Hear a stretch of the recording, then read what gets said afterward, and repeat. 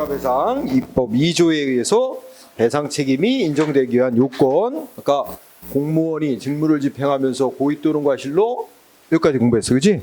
그래서 법의 문구는 법령을 위반하여 이렇게 되는데 이거는 위법을 의미하며, 여기서 공부에 붙이면 보통은 법령 하면은 뭐하고 뭐하고를 합쳐서 부르면 법률, 국회가 만든 법, 법률하고 그 다음에 행정기관이 만든 법을 명령이라 그러지. 대통령령, 총리령, 부령 이걸 명령이라 해서 법률과 국민의 효력받는 법규명 이 둘을 합쳐서 법령이라 그래. 그래서 일반적으로는 이게 성문의 법을 말하는 거야. 성문법으로 만들어진 거. 근데 국가배상법에서는 법령 위반할 때 법령은 성문법 위반하는 것만을 뜻하는 게 아니라 뭐 조리라는 불문의 법을 위반하는, 관습법을 위반하는 거, 이런 걸 다 포함해. 넓은 의미로 법령 위반의 범위를 엄격하게 좁게 보질 않고 넓게 파악한다고. 그래서 첫 번째 포인트, 법령 위반에서 동그라미 1번 중요. 여기서 말하는 법령이라는 말은 국가배상법에서는 법령이란 형식적 의미의 법령. 여기서 형식적 의미는 다른 말로 바꿔서 생각하면 뭐야? 조문 형식으로 만들어진 법, 성문의 법령만을 말하는 게 아니라 쭉 읽어보면 인권 존중의 원칙 등 두 번째 공무원으로서 마땅히 지켜야 될 어떤 준칙이나 규범을 지키지 아니하고 위반한 경우를 비롯하여 널리 객관적인 정당성을 결여하고 있는 행위, 이것까지 포함해요. 그러니까 넓게 객관적 정당, 객관적으로 사회 통념상 정당성을 결여하는 행위다. 이러면 이건 위법인 행위로 보는 거야. 법령을 위반하는 행위로. 굉장히 법령을 넓게 정의하고 있어요. 응? 여러분들 위법이라는 게 우리가 이제 행정기관이 어떤 법 집행한 조치가 위법이다. 그래서 취소해달라. 행정소송에서 위법 판정하는 건 좁게 보는 위법이야. 근데 국가배상법에서 말하는 위법은 좀 더 손해배상 인정되는 범위를 넓히기 위해서 위법을 넓게 잡는 거야. 그래서 어쨌든 1번 중요. 그 다음에 넷째 줄에 또 하나, 두 번째 논점. 여기서 법령 위반 내지 위법이란 결과 상태가 위법이란 걸 뜻하는 게 아니라 원인이 된 행위가 위법이란 거야. 공무원의 행위가 이렇게 될 수 있어요. 공무원의 행위가 적법한 행위였는데, 원인 적법한 행위인데 결과적으로는 뭔가 국민의 재산을 침해하는 그런 결과가 될 수도 있잖아. 근데 그런 걸 말하는 게 결과는 상관없고 원인이 위법인 걸 말하는 거예요. 응? 그래서 결과 상태의 위법 말하는 게 아니라 행위, 원인이 된 공무원의 직무수행 행위가 위법이라는 걸 말하는 거다. 응? 두 번째 논점 됐고, 그 다음에 동그라미 2번. 이게 포인트는 행정규칙.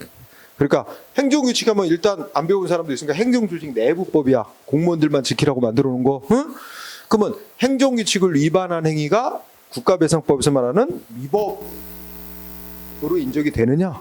그건 아니라고 본다. 응? 네, 그래서 행정규칙은 조직 내부법이기 때문에 그걸 위반하면 위법이 되는 건 아니고, 다만 상급기관의 이 어떤 지침이 안 따랐다고 복종 의무 위반으로 공무원들 징계 사유는 되지만 국민하고 사이에서 그게 위법인 행위가 되는 건 아니야. 응? 그래서 공부를 해보면 행정규칙 두 번째 줄, 여기서 말하는 법령에 해당하지 않는다. 응? 행정규칙 위반했다고 위법인 행위가 되는 거 아니다. 응? 그 다음에 그래서 판례로 확인. 판례 1번 똑같은 거야. 조금 아까 국가배상법이 말하는 법령 위반이라는 건 엄격하게 성문법에 명시적으로 공무원의 어떤 해야 될 의무, 그런 의무가 정해져 있는데도 이를 위반하는 경우만을 말하는 게 아니고, 인권 존중 원칙같이 공무원으로서 마땅히 지켜야 할 준칙 등을 지키지 아니하여 위반한 경우를 포함해서 널리 객관적 정당성을 결여하고 있는 걸 포함하는 거다. 다시 한번 읽었죠? 그리고 또 2번을 보니까 어떠한 행정처분이, 그러니까 공무원이 집행한 조치가 잘못된 법 해석에 근거한 것이라 하더라도 그것만 갖고 곧바로 공무원에게 고의과실이 있었다고 단정할 수는 없고, 객관적인 주의 의무를 위반함으로써 객관적 정당성을 상실했다고 인정할 수 있는 정도에 이르러야 비로소 국가배상법에서 말하는 위법 행위로 인정이 된다. 이런 뜻입니다. 그리고 3번 가면 국가가 배상 책임이 인정되려면 국가의 배상 책임은 공무원의 직무 집행 행위가 법령에 위반한 것을 요건으로 한다. 그렇기 때문에 공무원의 직무 집행 행위가 법이 정한 요건과 절차에 따라 이루어진 것이라면, 그럼 법대로 한 거라면, 그러면 특별한 사정이 없는 한 이는 법령에 적합한 것이고 적법한 것이고, 그 결과가 적법한 행위를 했는데 그 결과가 어떻게 나왔어? 개인의 권리가 침해되는 일이 생겼다 하더라도 결과에 초점이 있는 게 아니라 할지 그 행위의 직무수행 행위의 위법이 있을 것을 요하기 때문에 직무수행 행위 자체는 적법하게 이루어졌고 결과는 개인의 권리가 침해되는 일이 생겼다 하더라도, 그지? 행위가 적법이니까 배상 책임은 인정이 안 되는 거야. 그렇죠? 네, 그런 논리로 이해하면 돼요. 그 다음에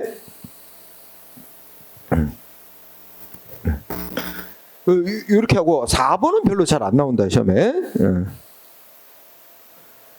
4번은 그냥 우리 일상생활에서 한번 생각해보자. 뭐라 하냐면 경찰이 도로교통법규 위반하고 도주 차량을 순찰차로 계속 막 순찰차로 추적하니까 이 도주차가 어떻게 돼?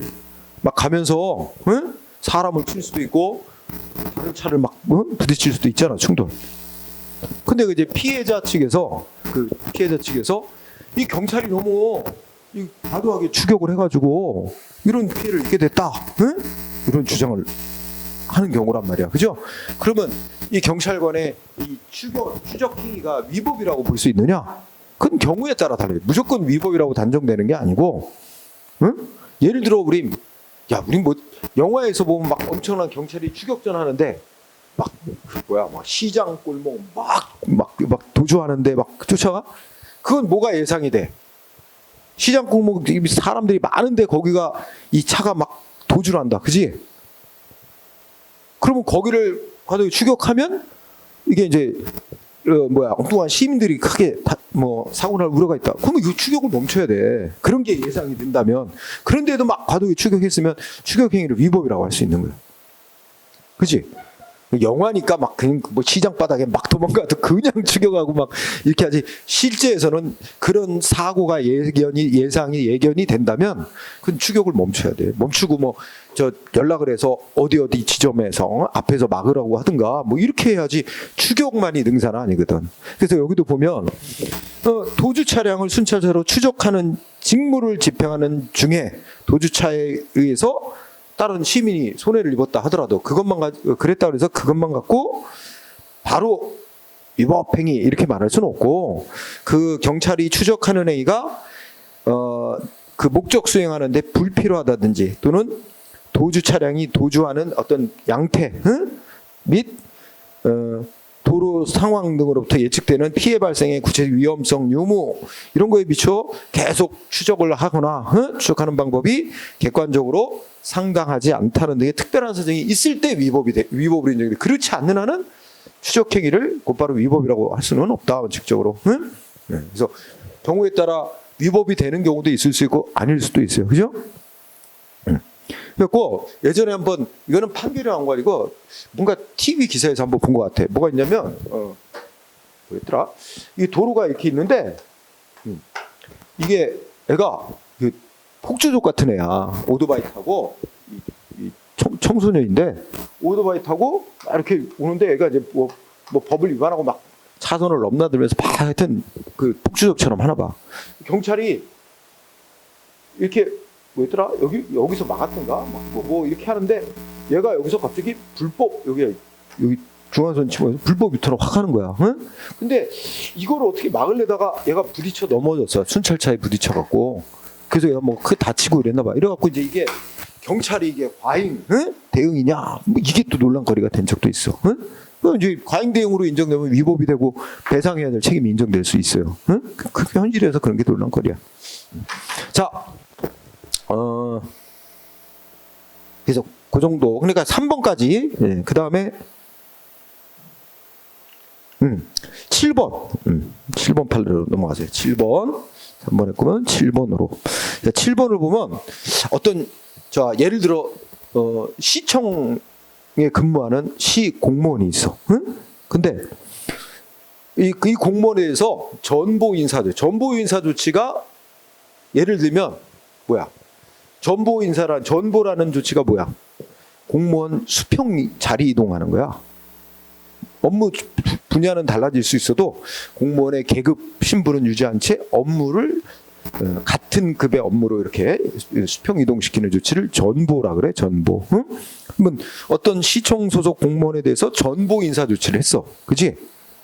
응? 응. 그런데 거기 보면 밑에 거를 밟아. 일단 위에 거 보자.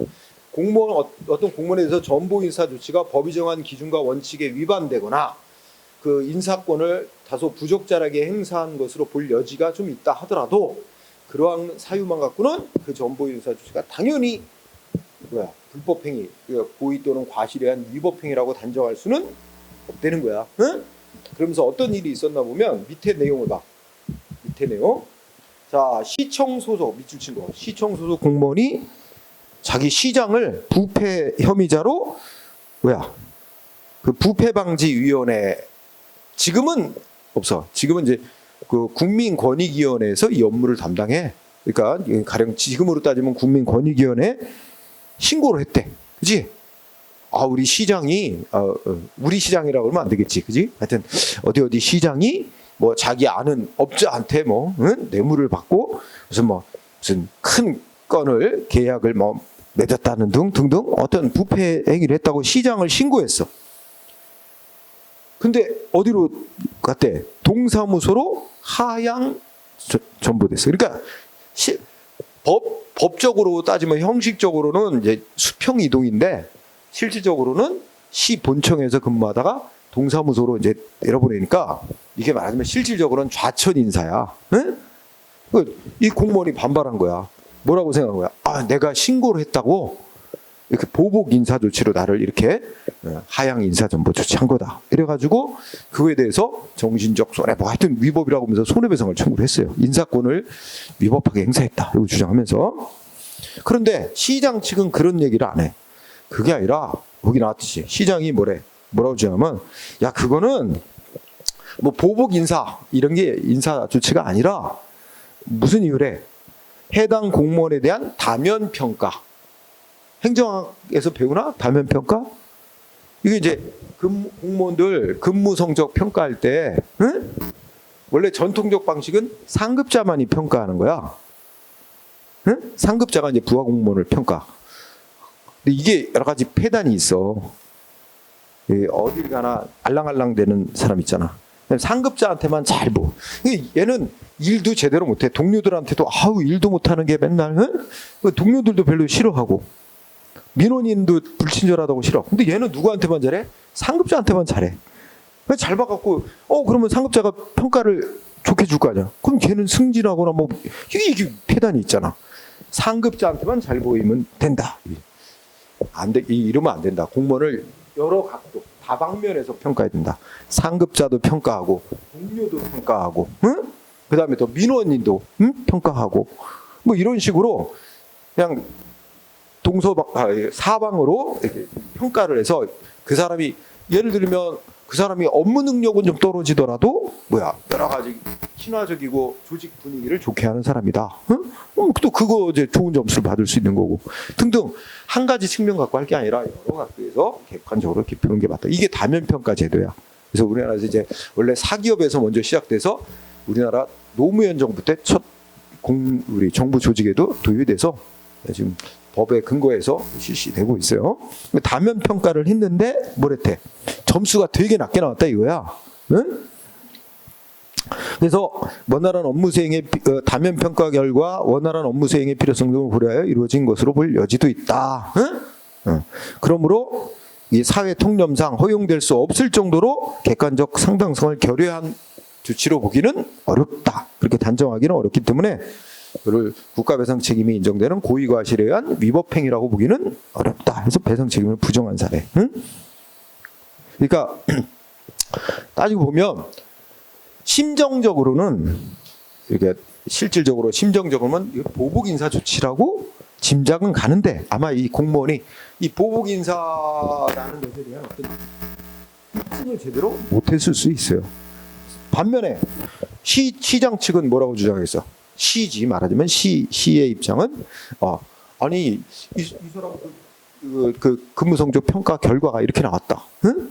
근데 근무성적 평가 결과가 그렇게 나오게 만들었을 수도 있지. 응? 그지? 그러면 뭐 제 점수 짜게 줘라 뭐 이래가지고 하여튼 어쨌든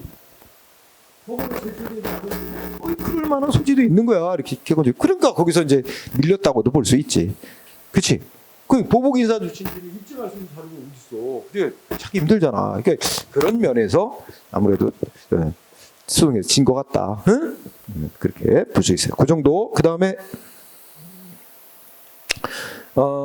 우리가 법령 위반이라고 하는 게 어떤 조치를 적극적으로 해서 법령 위반이 위법이 되는 것도 있지만 해야 될 의무가 있는 조치를 안 하고 있어서 위법이 되는 것도 있어요. 그래서 거기에 동그라미 1번이 중요해.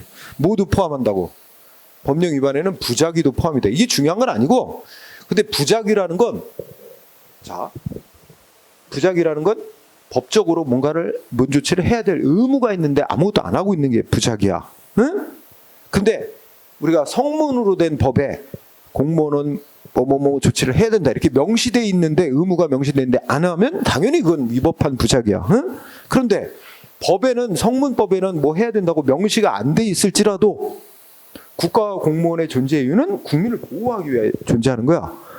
그러면 우리가 사회 통념상 당연히 공무원이라면 법에 명시 안 돼 있더라도 이런 조치를 해야 될 의무가 있다고 볼 수 있는 상황인데도 아무 조치를 안 했다? 그러면 이건 위법한 부작위로 인정됐어요. 그래서 이게 포인트. 시험에 잘 나왔던 거래. 1번.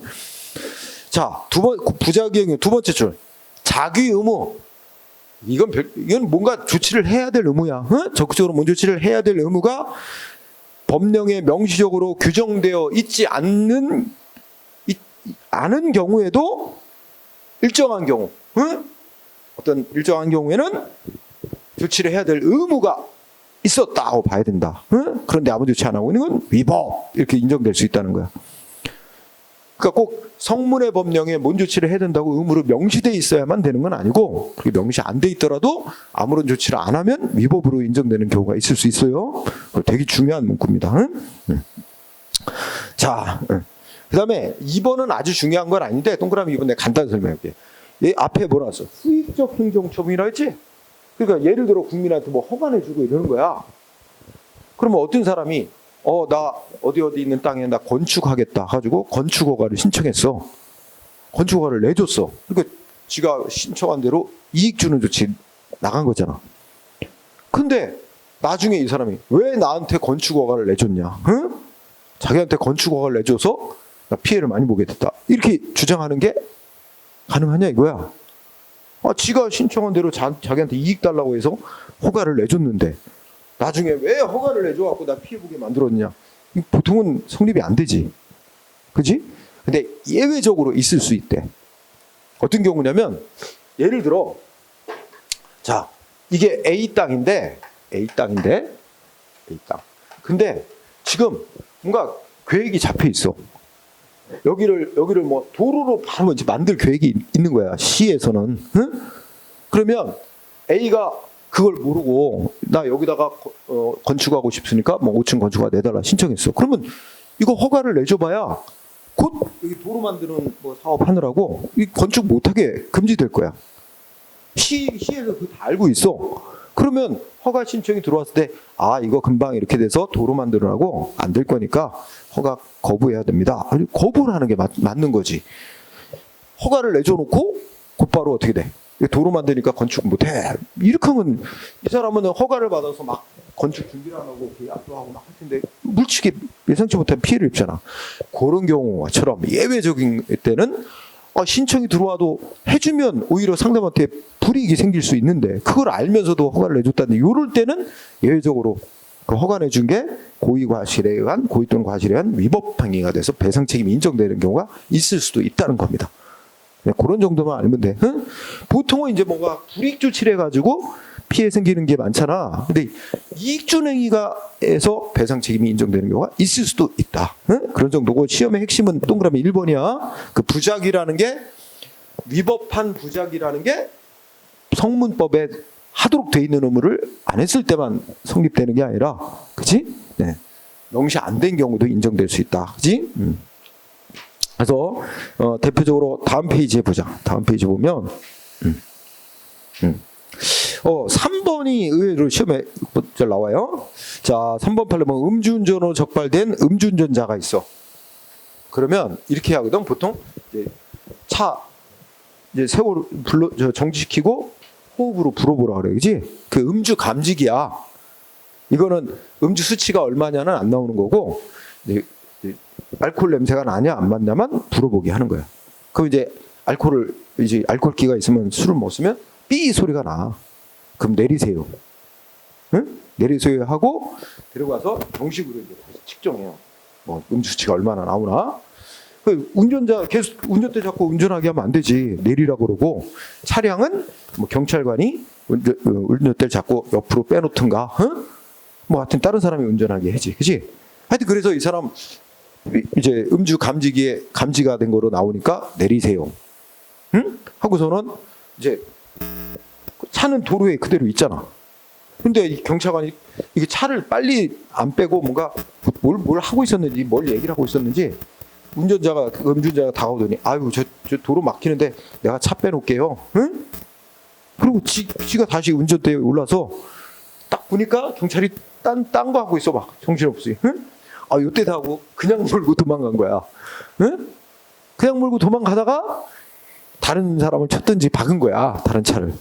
그러니까 그 피해자가, 아니 경찰이 음주운전자를 적발해 놓고도 없고 열쇠를 다시 주고, 열쇠를 여기 줬어. 그 운전자가 내가 차 빼놓게 하니까 경찰이 뺏었던 열쇠를 다 줬어. 그거 거기가 잘못된 거야. 열쇠 주면 안 돼. 음주운전 하라는 거잖아, 그러면. 그래갖고 경찰이 직무수행 잘못했다. 응? 이거는 뭐 중대한 과실이 있다고 봐야지. 과실한 위법행위. 그래서 국가가 배상해야 된다. 응? 그 다음에 4번은 여러분들이 저기 비례원칙 공부할 때도 했어, 그지? 그 가스총을 얼굴 1m 앞에서 쏘면 안 되게 돼 있는데, 주의를 제대로 기울이지 않고 얼굴 가까이 쏴가지고 실명하게 만들었다면 국가배상심 인정한 거.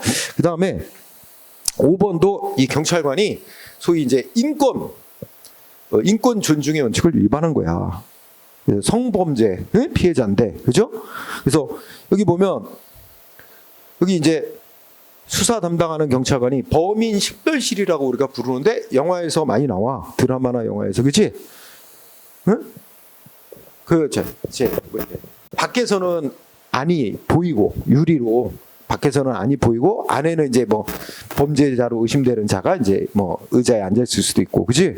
그럼 밖에서 쳐다보면서 저 사람 맞냐 뭐 이렇게 뭐 피해자나 뭐 목격자에게 이렇게 하지. 대면시키지 않고, 그렇지?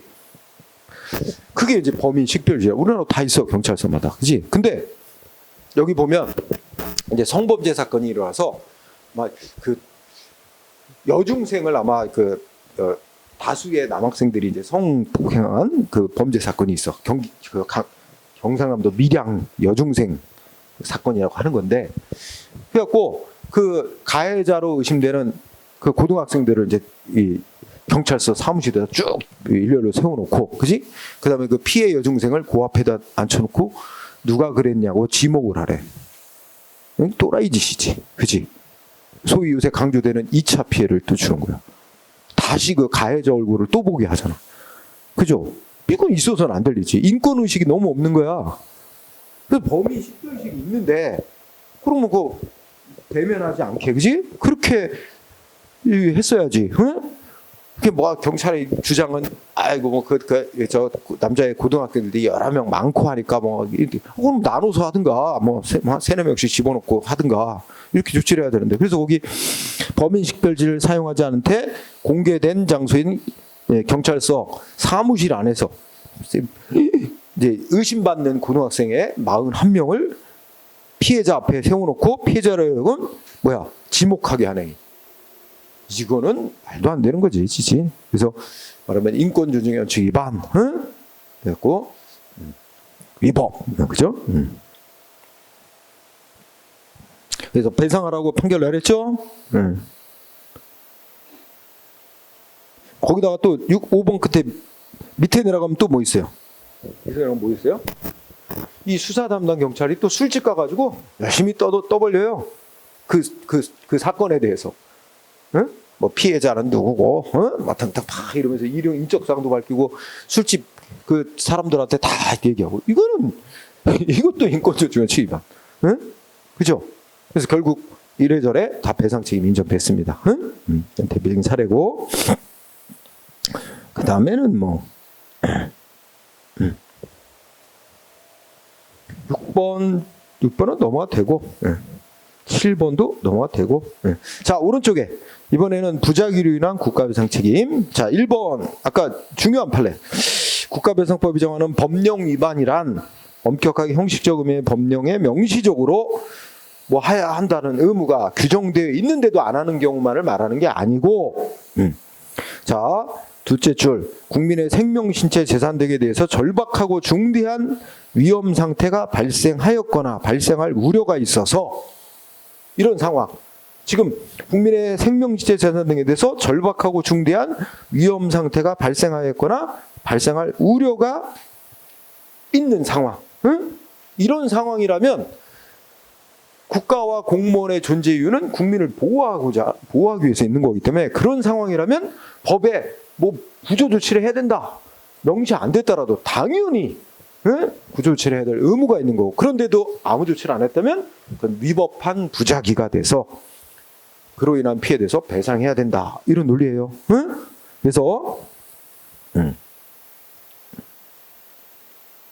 그래서 그 밑에서 두 번째 형식적 의미의 법령에 의무로 뭐 해야 된다고 조치해야 된다고 의무로 규정이 없더라도 국가나 관련 공무원은 그런 위험 방지 조치를 해야 될 의무가 인정될 수 있다. 그런 의무를 이행하지 않았다면 위법한 부작위가 된다. 그렇지?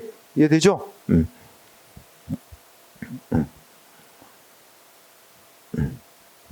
그래서 2번에 보면 또 이렇게 돼 있어요. 2번 판례 보면 우리 경찰관들이 업무 수행하는 것에 관한 기본적인 법이 경찰관 직무집행법이라고 있어. 거기 보면 많은 규정들이 무슨 상황이 생기면 경찰관은 뭐 이렇게 조치들이 나열이 돼 있고 이런 조치를 할 수 있다 이렇게 돼 있어요.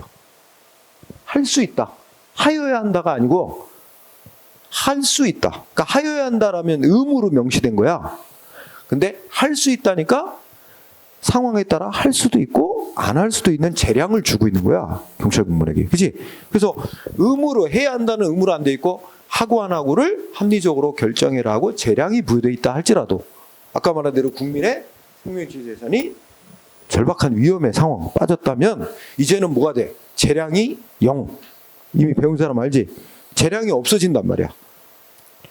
이렇게 할까 저렇게 할까 결정할 재량권이 없어지고 마치 해야 하는 의무 상황으로 바뀐다.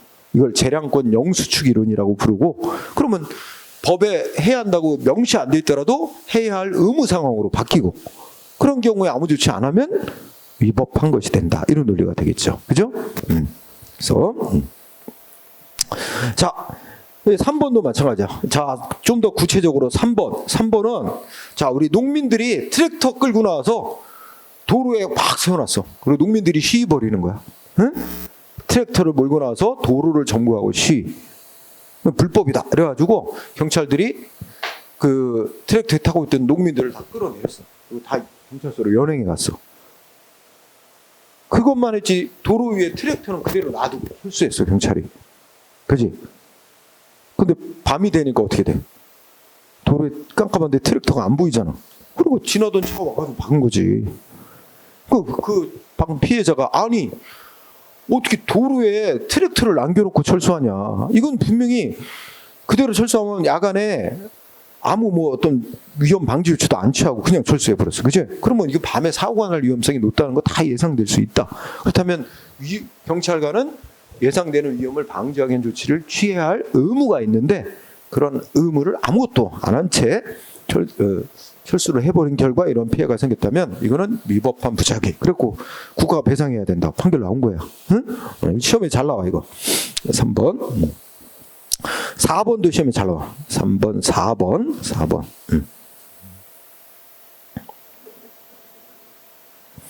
그리고 6번도 잘 나오고. 응? 3, 4, 6. 자, 그럼 4번은 뭐냐면 4번도 법에 명시되어 있는 건 아니야. 먼저 위험 방지 조치를 해야 된다. 이 법에 명시되어 있는 건 아닌데 지금 이런 경우라고 가정을 해보자.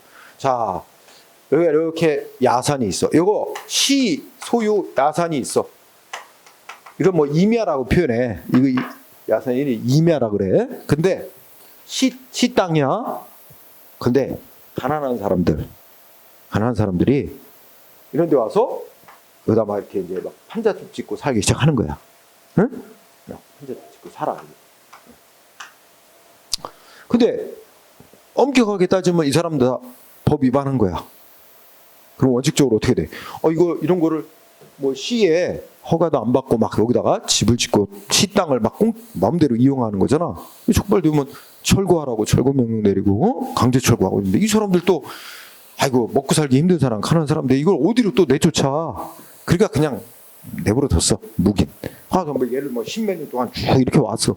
거기다가 시에서 이 집집마다 통, 반, 뭐 번호 다 부여했어. 응? 몇 통, 몇 반 이렇게 해서 관리를 해왔어. 우편물도 다 배달해오고. 응? 그러는 아직 그렇게 왔는데 이 산 꼭대기에 이런 약간 커다란 흔들바위가 있어. 응? 이거 굴러 떨어질 우려가 있는 거야. 큰 바위가 있어갖고 이게 굴러 떨어졌다면 여기 아래 이제 난리 나는 거야, 그렇지? 그래서 이 주민들이 저거 되게 위험하다. 응? 요새 같은 때 되게 위험해요. 얼어둔 땅이 이렇게 녹으면서 물렁해져 갖고 이게 지반이 약해져서 사태도 많이 나고 이런 것도 그냥 바위돌도 굴러내릴 수 있어요.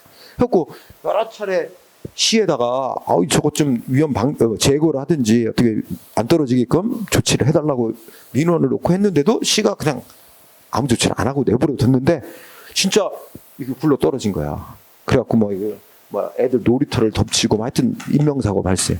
그래서 지자체가 이거 해야 될 이런 주민들을 보호하기 위해서 위험방 조치를 해야 될 의무가 있다고 봐야 되는데 의무를 이행 안 했다. 응?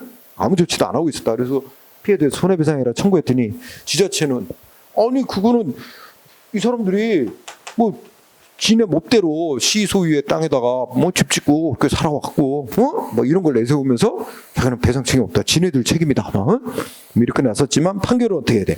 어쨌든 지방자치단체 소유의 임야에 무허가로 집을 지어 살고 있더라도 그에 대하여 시가 주소를 부여하고 우편물도 배달하고 이렇게 다 관리를 해온 이상 지방자치단체는 주택가에 돌출하여 위험이 예견되는 자연 암벽이 있으면 이를 사전에 제거해야 될 의무가 있다고 봐야 한다. 그러한 의무를 해태한 부작위, 제거해야 될 의무를 이행하지 않은 부작위로 인하여 붕괴 사고가 나서 손해가 발생했다면 배상해야 된다. 잘 나오는 편이고. 그다음에 6번도 잘 나온다 그랬죠. 6번도 비슷한 거야. 6번도 이제 뭐냐면 이렇게 산이 있어. 근데 원래 여기에 뭐가 먼저 있었냐면 여기 무슨 가스 충전소인지 이런 게 있어. 응? 가스 저장 시설이 있나 봐. 가스 저장 시설. 응? 같은 게 있나 봐. 그런데 이미 이렇게 있는 상태에서 A라는 사람이 이 산에서 돌캔데 토속 채취 허가라 그래. 그지? 흙과 돌을 캐는 거. 응? 이 A에게 여기 산에 여기 토속 채취 허가를 내달라고 A가 신청하니까 허가를 내준 거야. 응? 그 A는 열심히 다이너마트로 폭파시키고 돌 캐고 하는데 근데 여기서 바위돌 굴러내고 여기 가스 저장시설 여기 발사하고 이렇게 나온 거지. 그치? 그러면 토속 채취 허가를 내주는 예를 들어 시장은 어떻게 해야 돼? 여기다가 허가를 내주면 바위돌 폭파되고 해서 떨어지면 사고가 날 우려가 있다는 걸 충분히 예상할 수 있는 상황이다. 그렇다면 그냥 토속 채취 허가를 내줄 게 아니라 허가를 내주면서 여기다가 조건을 달아. 응? 이게 여기 폭파하는데 뭐 어떻게 안전 조치를 하고 하도록 할 것 뭔가 그런 거를 하든가 하고 안전을 확보한 상태로 뭔가를 해줘야 되는데 아무런 조건 같은 것도 안 붙이고 그냥 단순히 허가해 줌으로써 이런 사고가 발생했다면 시는 배상할 책임이 있다. 그런 이치입니다. 응? 자, 그 다음에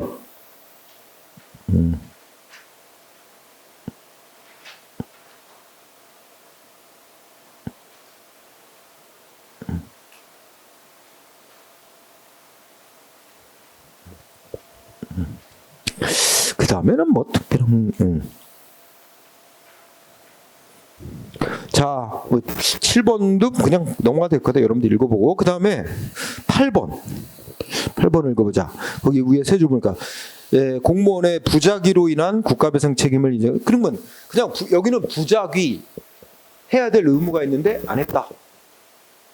그러면 이제 법적인 의무가 인정되는데 안 했으면 위법이 되고, 근데 마찬가지로 위법만 갖고는 안 되고 위법하고 그렇게 되는데 공무원에게 고의 또는 과실이 있었다. 이렇게 인정돼야 국가의 배상 책임이 인정될 수 있다는 말입니다. 그것이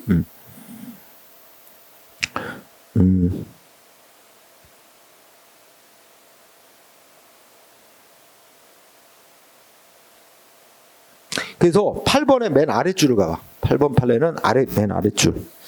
자, 어떤 사람이 지금 증인으로 재판에 나가는 거야. 그러니까 우리가 뭐 영화처럼 얘기를 하면 이게 뭐 조폭 두목이 문관을 죽이는 걸 목격한 목격자야. 응? 근데 이거 저 사람이 저 살인범이라고 재판 가서 증언을 하면 어떻게 돼? 나중에 보복을 당할 우려가 있잖아. 두려워. 그죠? 그래서 하여튼 자기는 증언을 하겠다 그랬어.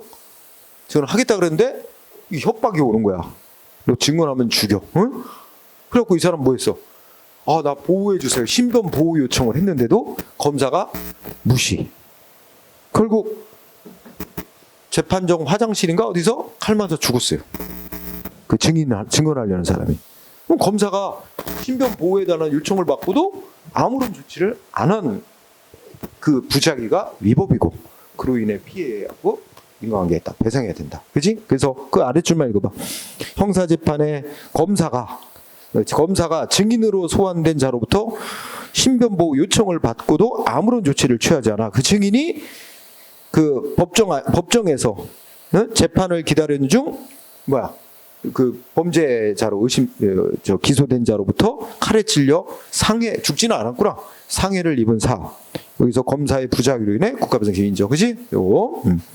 그 다음에 8번 그 아래 거 있죠? 9번도 시험에 나왔어. 자, 9번은 자, 이게 보자. 어떤 사람이 그 사람 국가유공자인가 봐. 근데 국가유공자는 아마 은행에 대출을 신청해서 받거나 할 때 여기 뭐 국가보훈청 뭐 이런데 지금이야 국가보험부로 바뀌었습니다. 응? 승격이 됐죠. 부로. 근데 하여튼 그 국가보험부로부터 국가유공자라고 인정해주고 뭔가 이 사람이 은행에서 대출하는 거 못 갚으면 국가가 뭔가 뭐 갚아준다고 보증서 같은 거를 주나 봐. 그러니까 국가가 빚 갚아준다고 보증을 해주니까 은행에서 대출 받을 때 좀 더 싸게 대출 받는 거야, 이자를. 그런 제도가 있대. 그지? 그러면 갑이라는 사람이 그 경주 보훈지청에 국가유공자에 대해서 대출해 주는 데죠. 국가유공자인데 이제 내가 주택을 구입하려고 하는데 대출을 어떻게 되느냐, 대부제도에 대해서 전화로 문의를 하고 대출을 해달라고 신청까지 제출했는데 담당 공무원이 지급 보증서 제도에 관한 안내를 안 해줬대. 응? 안 해줘가지고 그 대출하는 거 제도, 대부제도 이용을 포기하고 시중은행에서 대출을 받아 주택을 구입함으로써 결과적으로 더 많은 이자를 부담. 그러니까 이 사람이 은행으로부터 먼저 대출 받기 전에 국가유공자의 경우는 국가보훈청 여기서 아마 이렇게 좀 더 싸게 대출 받는 제도가 있나 봐. 그지? 근데 그 제도를 안 알려준 거야. 공무원, 담당 공무원이. 그러니까 이 사람은 그거를 이용 못하게 되고 결과적으로 그냥 일반인처럼 유공자하고는 아무 상관없이 일반인 누구나 은행에서 대출받는 그 이자로 대출을 받게 됐다. 그러니까 그 제도가 있다는 걸 알았으면 내가 은행에 높은 이자로 대출 안 받고 그 국가보훈지청으로부터 거기가 만들어 놓고 있는 대출 제도, 그걸 이용했을 텐데 공무원이 제대로 안 알려줬다 나한테. 전화로 문의했을 때 그런 제도가 있다는 걸 알려주지 않은 거, 그게 위법한 부작이다. 이렇게. 그럼 여기서 위법한 부작이라고 인정되려면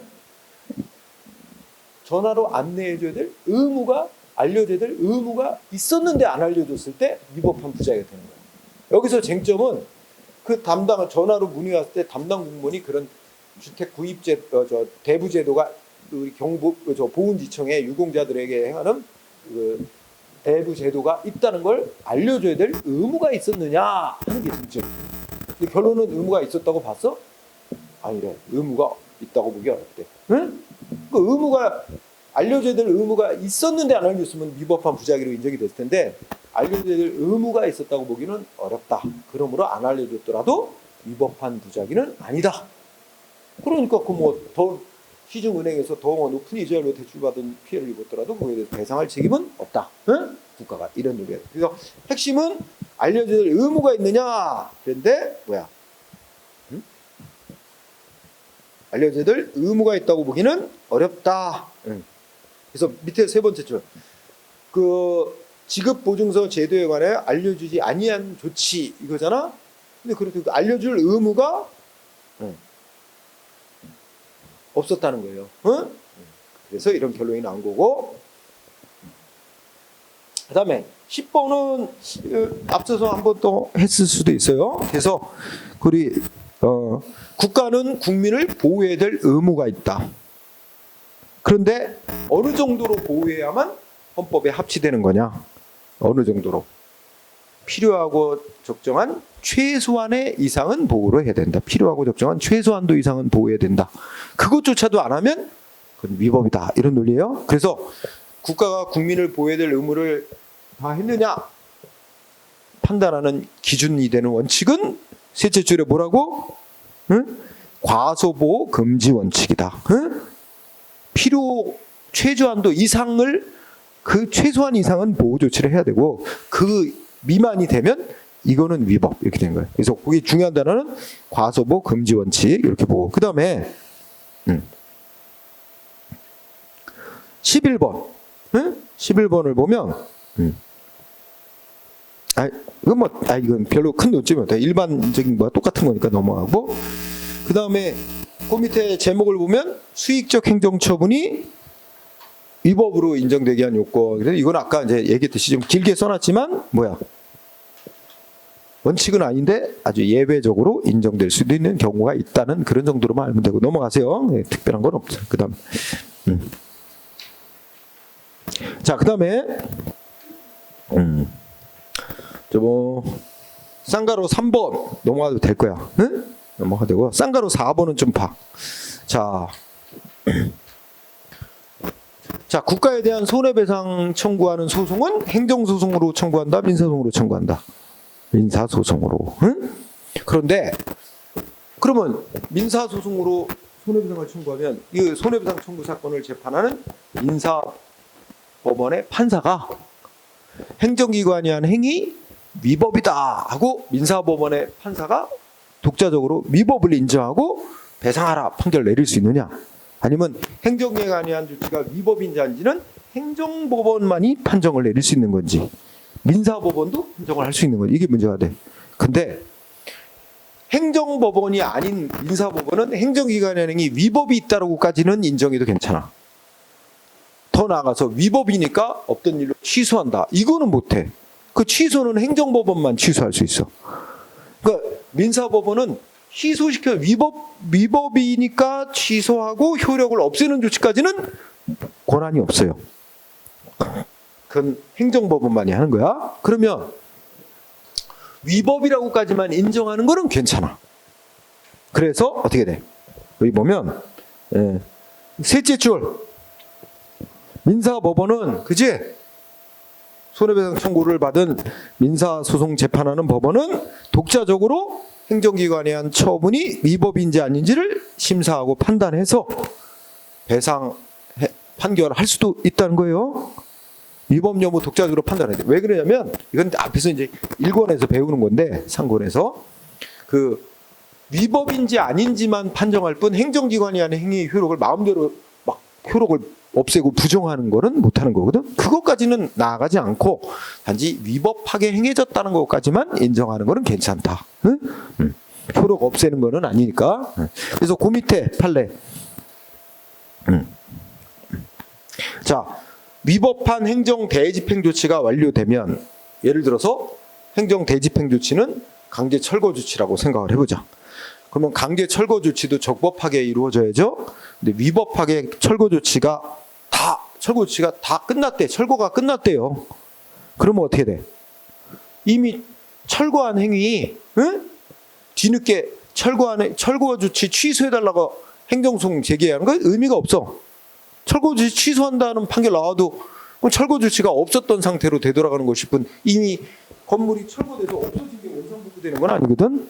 그 판결은 철거 조치가 위법이었다. 취소한다. 없애는 거야. 위법하게 철거된 상태는 그대로 남아 있어. 그렇지? 그러니까 그 취소한다는 건 의미가 없는 일이야. 그러니까 그거는 행정소송으로 취소해달라, 무효라고 확인해달라 의미가 없어. 그럴 때는 바로 뭘 하면 돼? 이 행정위원회 철거 조치가 위법하게 이루어졌고 위법함으로 철거로 인해 나 피해를 입었으니까 철거 행위 위법한 철거 행위로 손해 입은 거 배상해달라고 바로 국가를 상대로 손해배상 청구 소송을 민사소송으로 바로 하면 돼. 그러면 민사소송을 제기받은 법원은 행정위원회 철거 조치가 위법인지 아닌지 그지? 독자적으로 판정을 내리고 배상해라 판결할 수 있는 거야. 그러니까 둘째 줄에 보면 뭐 이게 핵심이야. 어떤 행정처분에 대해서 미리 또는 먼저 행정소송에서 이 행정조치는 위법이다 취소한다고 판결이 내려져야만 민사소송으로 이 행정조치 위법이라고 주장하면서 손해배상 청구할 수 있는 건 아니야. 그러니까 말을 바꿔봐. 반대로 먼저 또는 미리 행정처분에 대해서 취소 판결은 행정소송에서 내리는 거야. 행정소송 먼저 제기해서 위법으로서 취소 판결 먼저 받지 않아도 반대로 얘기하면 먼저 받지 않아도 그 행정처분이 위법이라는 이유를 내세워서 손해배상 청구를 민사소송으로 얼마든지 할 수 있다. 응? 그렇지? 왜냐면 손해배상은 위법만 인정하고 고의과실이 있다 하면 배상하는 판결을 내리는 거니까 굳이 취소할 필요도 없어요. 취소를 못하는 거지만 민사소송 취소하는 것까지 갈 필요도 없거든. 위법만 인정하면 되니까. 그렇지? 그래서 굉장히 이거는 여기서도 쓰이지만 또 다른 데서 쓰이고 이게 잘 나오는 판결입니다. 응? 알아두세요. 그 다음에 쌍가로 5번 항고소송에서 위법까지 한 게 이건 내가 잠깐 얘기했어. 항고소송 행정소송이라고 하자. 행정소송에서 행정기관 행위 위법이라고 인정하는 범위와 손해배상에서 행정기관 행위가 위법이다 인정하는 범위 똑같다고 보지 않습니다. 어디가 더 넓다 그랬어 아까? 손해배상에서 말하는 위법이 더 넓어. 그러니까 행정소송에서는 위법한 조치가 아니었다고 하더라도 민사소송인 손해배상 소송에서는 이건 위법한 행위다. 객관적으로 정당성을 그러니까 그 행정소송에서 위법은 성문법이든 불문법이든 이렇게 법에 위반한 걸 말해. 그치? 근데 우리 손해배상에서 말하는 위법은 법 위반뿐만 아니라 뭐야? 널리 객관적인 정당성을 상실했다 하는 정도에 이르면 위법으로 인정하거든. 그러니까 위법으로 인정되는 건 더 넓다는 겁니다. 그런 정도로만 알면 되고요. 그 정도로. 그 다음에 거기에 6번째 형사책임과 국가배상 책임의 관계. 자, 여기도 마찬가지야. 똑같은 논리를. 우리가 소송, 재판이 민사소송, 행정소송, 형사소송. 그지? 그러면 형사소송은 이제 그 국가가 뭐 형벌을 부과하기 위한 재판이야. 거기서 그 사람의 행위가 법에 위반돼서 범죄다. 이 위법으로 인정되는 범위는 제일 좁아요. 행정소송보다도 좁아. 사람을 범죄자로 처벌하는 데 있어서는 엄격하게 해석합니다. 그래서 위법으로 인정되는 범위를 좁게 본다고. 근데 손해배상에서 말하는 위법은 더 넓게 보는 거야. 그러니까 어떤 행위가 형법상 처벌 대상이 되는 위법 행위에는 해당이 안 된다 하더라도 그 행위로 인해 피해 입은 거에 대해서 민사소송 제기하면 위법 행위로 인정돼서 배상 판결 내려지는 경우도 있어요. 그래서 밑에 그러니까 그 밑에 봐봐. 판례를 보면 밑줄 치니 봐. 자, 경찰이 범인을 제압하는 과정에서 총기 사용해서 범인을 사망케 이르게 한 사건이래. 그지? 그럼 당연히 여기서 경찰관의 총기 사용이 위법이냐가 문제가 되는 건데, 그런데 경찰관의 총기 사용에 이르게 된 동기, 목적, 경위 등을 고려하여 자, 형사 재판에서는 무죄 판결이 났대. 그건 위법을 인정 안 했다는 얘기야. 응?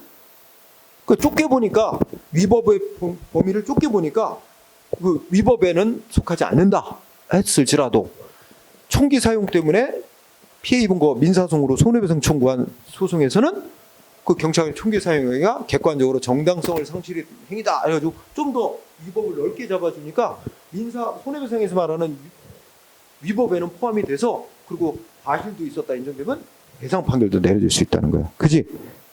이게 위법이 재판마다 형사재판 제일 좁게 보고 행정재판 그 다음으로 중간 정도 보고 민사재판이 제일 넓게 보고 이렇게 되는 거지. 그지? 손해배상 청구 사건에서 그 다음에 그런 정도로 이해하면 될 겁니다. 그래서 형사재판에서는 무죄가 확정됐어도 경찰관의 과실과 그로 인한 발생한 결과의 중대성에 의해서 민사상의 불법행위 책임이 인정될 수 있다. 그러니까 민사소송에서는 손해배상 청구 소송에서는 위법행위로 인정될 수 있다는 얘기, 그죠?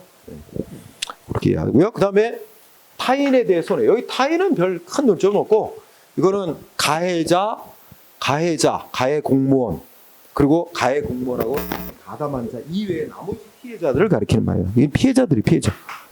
그래서 타인은 특별한 건 없고 여기서 공무원도 피해자로서 타인에 해당될 수 있어요. 그죠? 다른 공무원의 직무 행위 때문에 또 다른 공무원이 피해자가 되는 경우 있죠. 그렇죠? 그래서 인천시 공무원과 경기도 공무원 둘이 있는데, 그치? 근데 인천시 공무원의 직무 수행 행위로 인해 경기도 공무원이 피해자가 되는 경우도 있어요. 그래서 공무원도 여기서 피해자로서 타인에 해당돼서 가해 공무원이 속한 국가를 상대로 국가나 지자체를 상대로 손해배상 청구할 수 있습니다. 그죠? 네, 그게 이제 공무원도 타인에 해당이 된다. 다만 공무원 중에 아까 군인, 군무원, 경찰 공무원은 헌법과 국가배상법 모두에서 따로 별도로 법이 정한 보상금만 받고 떨어져라. 국가에 대해 손해배상 청구하면 안 된다. 제한하고 있어요. 그러니까 그거는 법에 의해서 따로 제약을 두고 있는 거예요. 그지? 그런 얘기고. 그 다음에 외국인은 피해자가 외국인일 수도 있어요. 외국인도 피해자로서 타인에 해당돼서 국가에 배상 청구할 수 있어요. 우리 대한민국 상대로. 단 거기에 중요한 단어가 우리나라는 뭐야? 상호주의를 택하고 있어요. 그래서 첫째 끝에 외국인이 피해자인 경우에는 해당 국가와 상호 보증이 있을 때만 국가의 배상 책임이 인정된다. 상호 보증이 뭐야? 그 외국인이 속한 나라가 우리나라 사람이 피해자일 때도 배상을 해주면 우리도 해준다. 눈에는 눈, 이에는 이. 이게 바로 상호주의예요. 상호보증주의. 그지? 그래서 외국인이 피해자일 때는 상호주의가 적용되도록 하고 있습니다. 이때 여기서 상호보증은 셋째, 상호보증은 그 외국인이 속한 그 국가, 외국의 법, 판례, 관례 등에 의하여 인정되면 충분한 것이고 반드시 그 나라하고 서로 배상을 해주냐는 조약까지 체결될 필요는 없다. 응? 그리고 그 나라에서 구체적으로 우리나라 사람에게 손해배상 청구를 인정해준 사례가 없더라도 실제적으로 인정될 것이라는 기대할 수 있는 상태면 그것도 상호 보증이 있는 거로 본다. 응? 그죠? 그래서 일본하고 우리나라 사이에 일본 사람이 우리 공무원의 위법한 직무행위로 피해자가 됐어. 그러면 일본 그 피해자인 일본이 우리나라 대한민국의 국가배상법에 따라 손해배상 청구를 한 사건. 일본하고 우리나라하고 뭐 조약 맺어진 건 아니지만 일본의 법과 뭐 여러 가지 다 보면 우리나라 사람이 피해자가 됐을 때도 일본에서 피해자가 됐을 때도 배상해준다는 취지로 볼 수 있다. 그러니까 이게 상호주의가 인정돼서 우리도 배상해준다 이런 논리가 합하게 나온 거예요. 응? 그래서 외국인 상호주의, 응? 근데 꼭 조약까지 인정될 필요는 없다는 거. 응? 응. 자, 그 다음에 그래서 판례가 2개 들어져 있는데 일본은 공무원이 소속이 다른 공무원이 그지? 하여튼 공무원이 둘이 뭐 공동으로 합동으로 무슨 공무 수행을 하고 돌아오던 중 뭐 사고가 났대, 그죠? 교통사고. 그러면 뭐 운전자인 공무원이 과실로 교통사고 일으켰다, 그지? 그래서 피해자가 옆좌석에 탔던 다른 공무원이야, 그죠? 그럼 피해자인 공무원이 운전자인 가해 공무원이 속한 국가나 지자체 상대로 손해배상 청구해서 받을 수 있다 이런 얘기죠. 응? 자, 그런 정도. 뭐 넘어가도 돼요. 1번은. 자, 2번은 아까 외국인은 상호주의인데 그 똑같이 얘기했죠. 꼭 조약까지 체결돼야 할 필요는 없다. 응? 그 얘기였고, 그래서 그거 나온 거예요. 이미 공부했고. 그 다음에 여기서 타인에게 손해가 발생했는데 이 손해라는 건 배상을 해줘야 될 피해를 말하는 거야. 여기는 우리가 당연히 생명, 신체 피해를 배상해줘야 돼요. 거기다가 재산 피해 배상해줘야 돼요. 또 뭐 배상해줘야 돼요. 정신적 손해. 응? 그래서 그냥 모든 피해를 다 배상. 그러니까 이 생명, 재산, 비재산 피해, 재산, 비재산 피해 모두 배상해줘야 돼요. 다만 이 피해가 뭐로 인해서 발생한 피해라 해야 돼? 공무원의 고의과실한 위법한 직무수행 때문에 이게 원인이 돼서 이런 손해가 발생했다라는. 이게 원인, 공무원이 위법한 직무수행의 원인, 이게 결과. 이거를 줄여서 인과관계가 있는 손해는 다 배상해줘야 된다. 응? 그래서 뭐 손해, 그죠? 그래서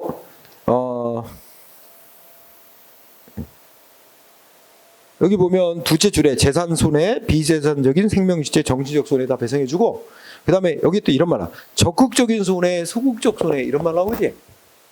예를 들면 적극적인 손해는 대표적인 예가 뭐 다쳤어, 치료비라든지, 그지? 이런 게 적극적 손해. 이미 현실적으로 발생한 피해를 적극적 손해. 치료받느라고 치료비를 발생했다니 이런 거 있잖아, 그지? 그럼 소극적 손해라는 말은 뭔 뜻이냐면 이 공무원의 위법한 행위가 없었다라면 얻었을 이익을 얻지 못한 거 있지. 예를 들면 내가 공무원의 위법한 직무수행 때문에 다쳐가지고 병원에 입원해 있어서 직장에 근무를 못했어. 그럼 직장에 일을 했으면 돈을 벌었을 텐데 그 수입이 못 얻었잖아. 월급. 그게 바로 소극적 손해라고 표현하는 거야. 잘못된 행위가 없었다면 얻었을 이익을 얻지 못한 거, 이걸 소극적 손해라 그래, 그죠? 그래서 우리 일상생활에 예를 들면 여러분들 보자. 야, 내가 운전하고 가다가 사람을 쳤는데 그 사람이 우리 유명 가수야. 30대 유명 가수. 이게 무슨 예로 뭐 하여튼 그래. 그러면 얼마를 어떻게 배상해야 돼? 지금 실제로 뭐 치료비서 해가지고 그지? 이거 배상해줘야죠? 뭐 정신적 고통도 있다. 그거 다 배상해줘야죠? 적극적 손해. 근데 그 사람 이 사고가 없었다라면 가수 생활을 뭐 한 65세, 70세까지 한다고 치면 그 사람이 벌어들일 소득 그거 얻지 못하게 됐다. 그거 물어줘야 돼요. 배상해줘야 돼. 엄청나겠지? 잘 나가는 가수였다면 쫄딱 망하는 거지. 그죠? 자, 뭘 설명 안 해서 소극적 손해란 말을 설명하려고 하다 보니까 그냥 그런 거 다 배상해준다. 그러면은 뭐 판례 1번, 2번, 3번, 다 넘어와도 돼. 응?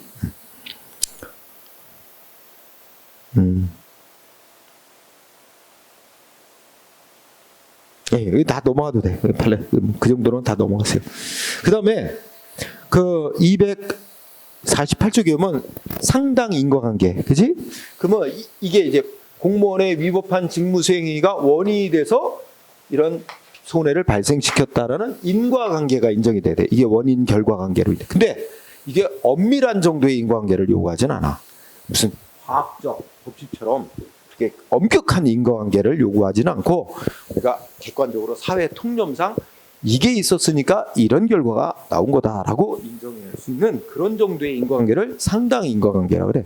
우리 개인들 간의 손해배상도 마찬가지예요. 민법에 의해서도 이 상당한 정도의 인과관계가 인정되면 그 손해는 배상해야 된다, 이렇게 보는 거예요. 그래서 상당 인과관계. 이때 그 동그라미 2번이 매우 중요한데, 2번이 중요한데 중복이 되니까 오른쪽으로 와서 판례를 가지고 설명할게요. 자,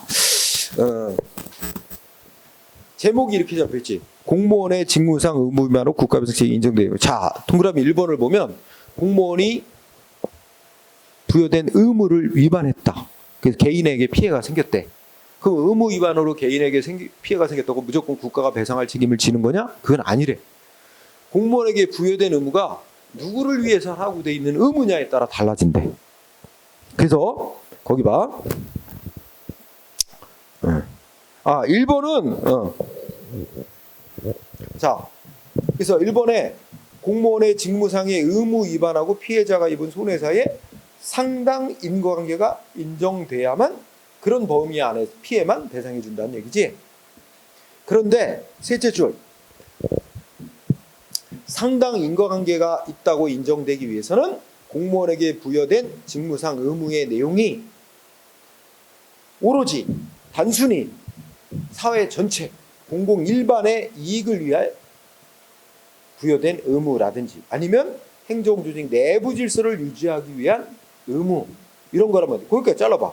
단순히 공공 일반의 이익을 위한 것 또는 행정기관 내부 질서를 규율하기 위한 것, 여기까지 잘라. 그러면 그런 목적으로 공무원에게 부여된 의무인데 공무원이 그걸 위반했어. 그렇더라도 그거는 국민 개개인을 보호하기 위한 의무는 아니었다는 거야. 그럼 그 의무 위반으로 인해서 어떤 개인에게 피해가 생기더라도 그에 대해서는 인과관계가 있다고 볼 수 없다. 응? 그 개인의 피해와 공무원의 의무 위반 사이에 인과관계가 있다고 볼 수 없다. 응? 그럼 배상 책임 안 된다는 거예요. 응? 그럼 어느 때 지느냐? 공무원에게, 밑에서 두 번째 줄, 공무원에게 부여된 의무가 전적으로 또는 부수적일지라도 사회 구성원 개인의, 자, 그러니까 개인의 안전과 이익을 위해서 부여된 의무를 위반했을 때, 그지? 자, 그러니까 공무원에게 부여된 의무를 두 종류로 나누는 거다. 공무원이 의무 위반했다고 해서 공무원의 의무 위반으로 어떤 개인에게 피해가 생겼다 그래서 당연히 배상 책임이 인정되는 게 아니고, 공무원에게 부여된 의무가 누굴 위한 의무냐에 따라 둘로 나눈다. 공무원에게 부여된 의무가 마지막 줄에 있는 것처럼 사회 구성원 어떤 개인의 안전과 이익을 위한 의무라면 그 의무를 위반함으로써 개인에게 피해가 되면 배상해야 된다. 하지만 공무원에게 부여된 의무가 사회 전체 공공 일반의 이익을 위해서 부여된 의무거나 행정조직 내부 질서를 유지하기 위해서 부여된 의무를 위반했다. 그래가지고 개인에게 피해였어요. 그 개인의 피해와 그 의무 위반 사이에 인과관계가 있다고 보기 어렵다. 응? 그때는 배상 책임 인정 안 된다. 둘로 나눠진 거야. 또 나오니까 이제 설명을 또 할게요. 그래서 2번이 그거랑 똑같은 얘기라 내가 밑줄을 안 친 거야. 그지? 2번도 그 지금 말한 거야. 응?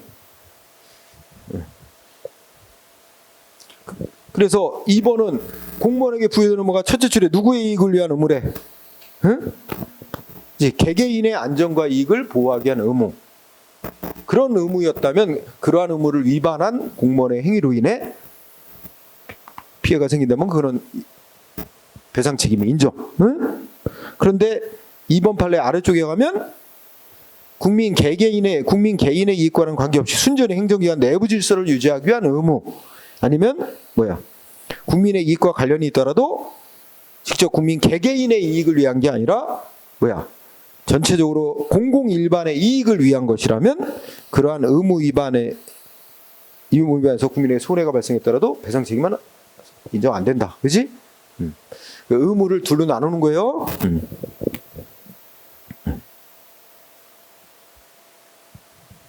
자, 그리고 뭐 그 밑에 판례가 뭐 크게 중요한 건 아닌데 하여튼 1, 2번은 중요한 거예요 지금 그 페이지에서.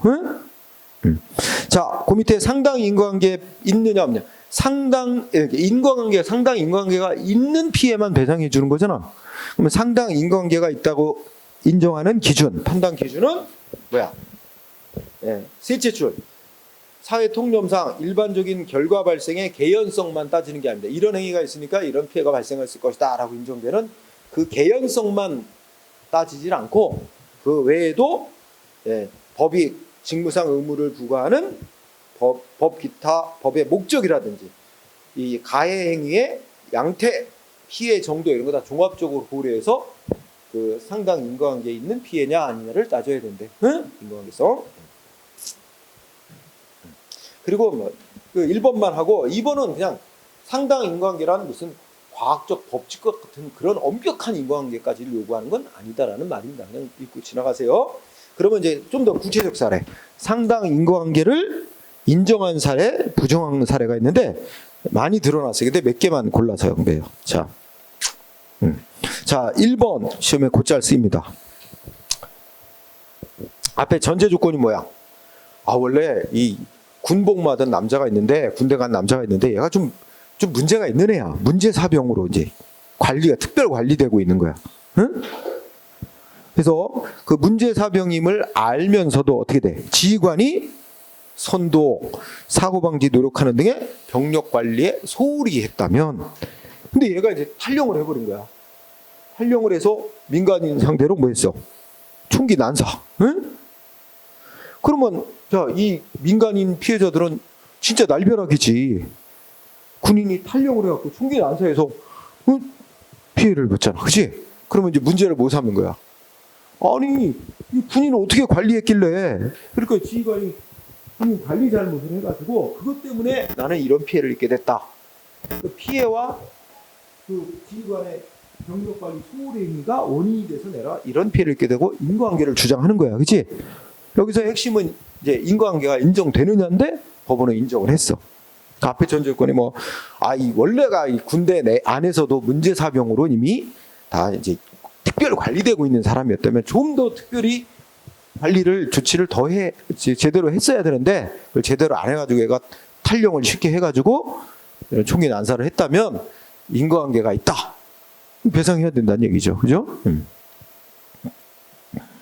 비슷한 얘기가 이제 2번, 3번 막 군대에서 다음 페이지 가봐.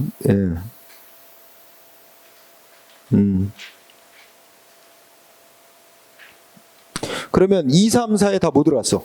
다 탈영했는데 막 군대 내에서 무기고 이런 데서 막 총기 훔쳐가지고 그죠? 또 수류탄 갖고 나와서 막 사회에 나가고 막 폭발시키고 그지? 총 쏘고 막 이런 거 다 인과관계 인정됐어요. 관리 소홀했다고. 병력 관리. 자, 그 정도 그런 이치로 보면 되고 그 다음에 5번 잘 나와. 5번. 자, 5번은 헌병대 영창에 구금되어 있던 군인들이 탈주. 그죠? 헌병대 영창에서 탈옥을 한 거지. 그리고 일반 민간인 상대로 범죄를 저질렀어. 그 뭐야? 영창 관리 소홀히 한 행위와 민간인 피해 사이에는 인과관계가 있다고 봐야 된다. 응? 국가가 배상해야 된다 이거야. 영창 관리 소홀한 행위 때문에. 응? 그래서 이거 잘 나와. 헌병대 영창에서 탈주 사건. 그 다음에 그 밑에 6번은 일명 시험은 그렇게는 안 나오는데 유람선 극동호 사건이라는 게 있어. 이제 그 유람선 원래 법에 뭐였냐면 그 공무원들은 담당 공무원들은 이 배를 정기적으로 검사를 해야 돼. 안전성.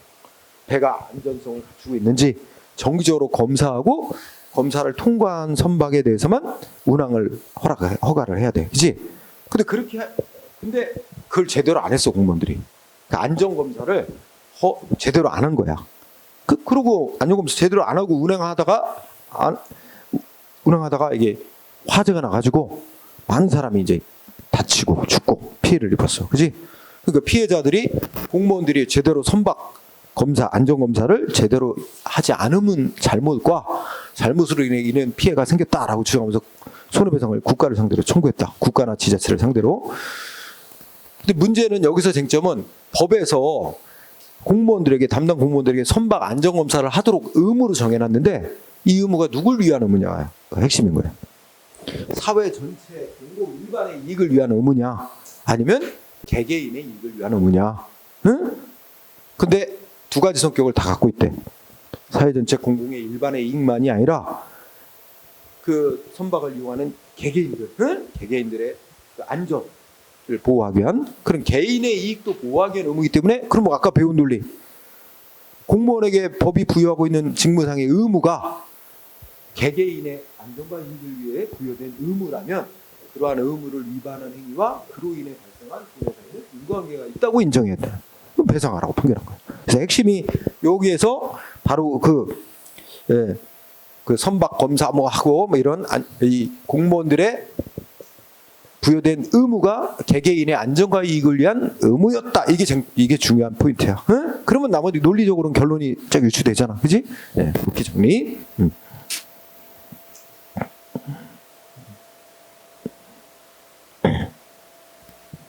자, 7번은 또 주민등록 저거 여러분들 한번 7번, 8번 같이 묶어서 보세요. 네?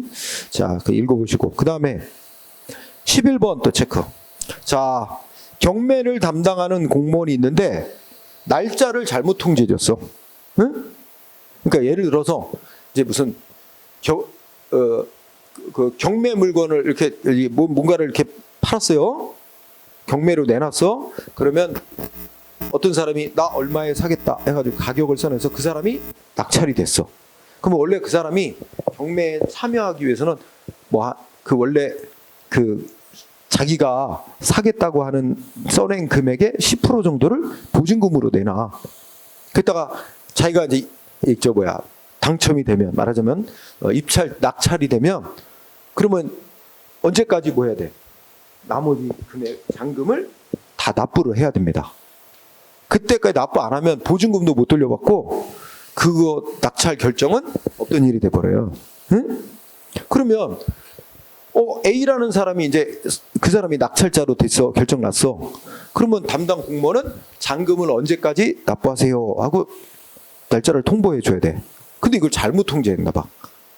기일 통지를 잘못했다 그러지. 날짜를 잘못 알려준 거야. 그래갖고 이 사람이 뒤늦게 뭘 납부를 했더니 이미 날짜 지났다. 납부할 기간 다 지났다. 해가지고 이 사람은 그 물건에 대해서 소유권을 못 갖게 된 거야. 낙찰이 이제 무효화돼서. 그치? 피해를 입었다 이거지. 그래서 이 공무원의 날짜 통지 잘못한 행위와 이 낙찰받은 사람의 피해 사이에는 인과관계가 있다. 응? 배상해야 된다. 국가가. 11번 판례. 그 다음에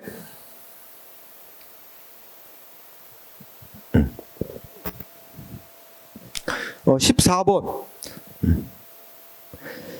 개별 공시지가 산정 업무를 담당 공무원이 직무상 의무에 위반하여 현저하게 불합리하게 개별 공시지가를 결정했다면 땅값 결정을 현저하게 불합리하게 잘못 결정했다면 배상 책임이 있다. 응?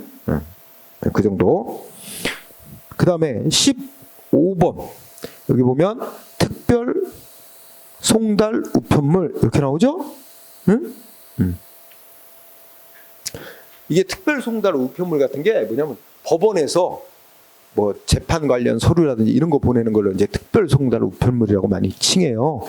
응? 그럼 되게 중요한 우편물이야, 그지? 근데 읽어보니까 이 특별 송달 우편물 배달 임무에 종사하는 우편 집배원이 어떻게 했어요? 그 우편물을 배달하지도 않고 배달했다고 거짓말. 응? 그럼 뭐 예를 들어 재판 언제 열리니까 뭐 언제까지 출석하세요라든지 뭐 언제까지 문서를 내세요 이런 게 날짜를 나한테 제대로 통보가 됐어야 내가 제때 내잖아. 근데 이게 우편물이 오지도 않은 거야. 부병이 거기서 보냈대. 근데 집배원이 읽어보면 집배원이 어떻게 했어요? 응?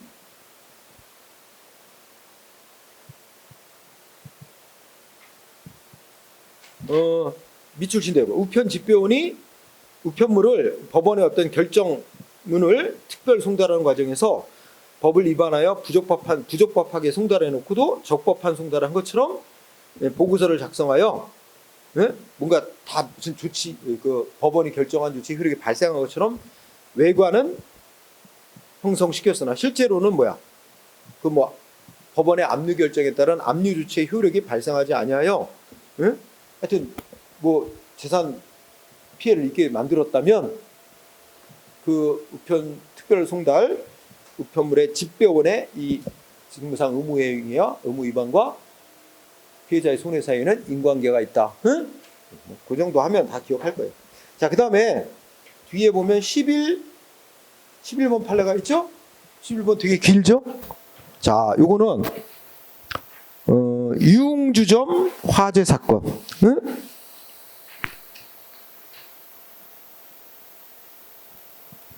자, 중간에 봐봐.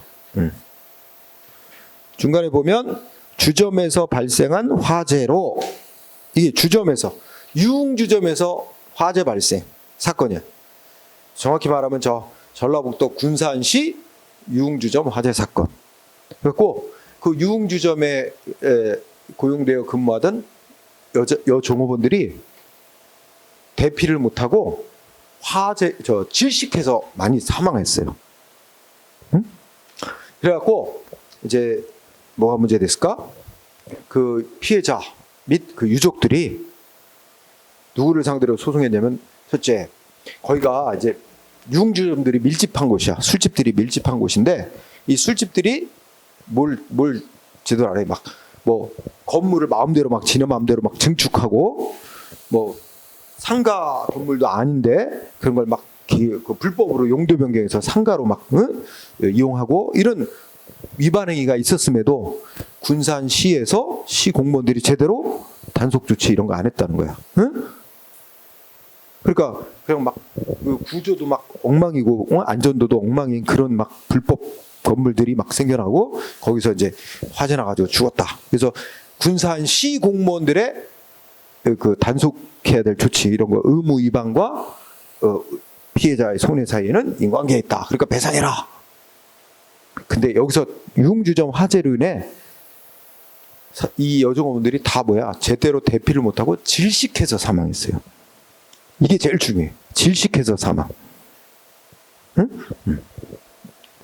그래서 그렇게 청구를 했는데, 요거는 시 공무원들이 그 단속 의무, 이런 단속해야 될 의무를 제대로 안 한 잘못은 있지만, 그거하고 뭐야?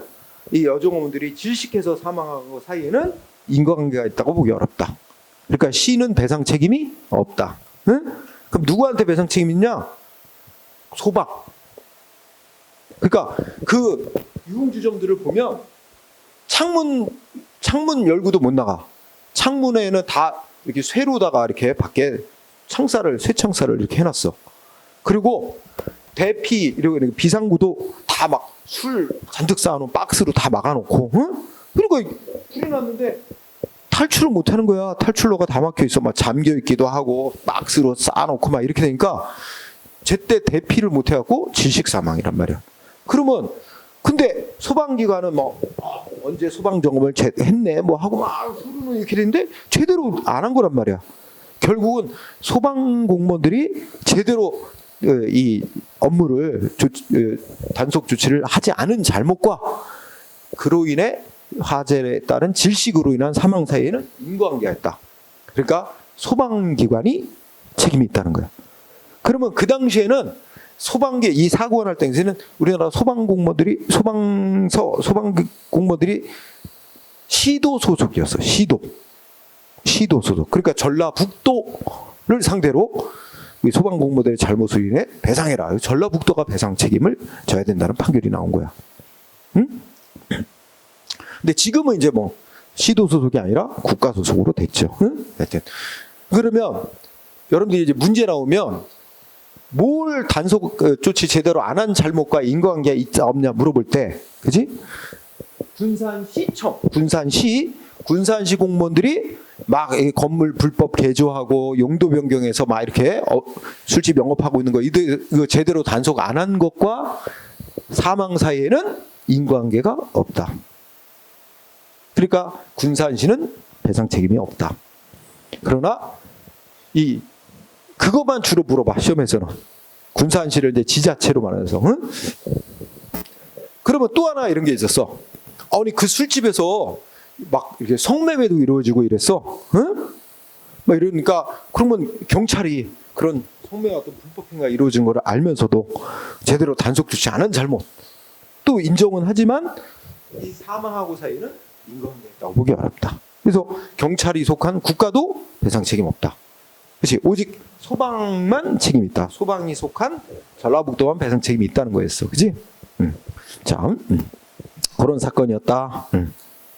그래서 이제까지 문제 나온 거 보면 군산시 공무원들이 아까 건물 불법적으로 용도 변경하고 무허가 영업하고 막 이런 거 제대로 단속 안 한 것과 사망하고 사망 피해 사이에 인과관계 없어서 지방자치단체인 군산시는 배상 책임이 있는지 없는지 요거 물어봐. 그거 없다야. 네, 그거만 자주 냈어요. 그렇게 정리하면 돼요. 그 다음에 상당 인과관계 없다고 부정한 사례 있죠? 상당 인과관계 없다고 부정한 사례.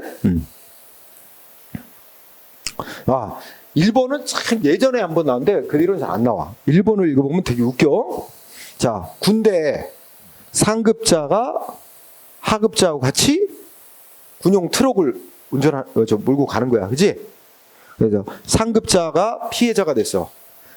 상급자가 하급자인 운전병에게 권유를 하여 군용 트럭을 마음대로 끄집어내어 운전하게 하고 운전병 및 또 같은 또 일행이 있었나 봐. 동행인들에게 술 먹이고 운전 중 장난하게 해가지고 교통사고 일으켰어. 그래갖고 이제 상급자가 피해를 입었단 말이야. 근데 상급자는 뭐에 의해서 피해를 입었대? 넷째 줄여보니까 스스로의 행위에 의하여 손해를 입은 거래. 스스로의 행위에 의해서 손해를 입었으니까 배상 책임은 안 진다. 국가가. 그렇지? 응? 그러셨어요. 예전에 한번 아주 오래전에 나왔었어.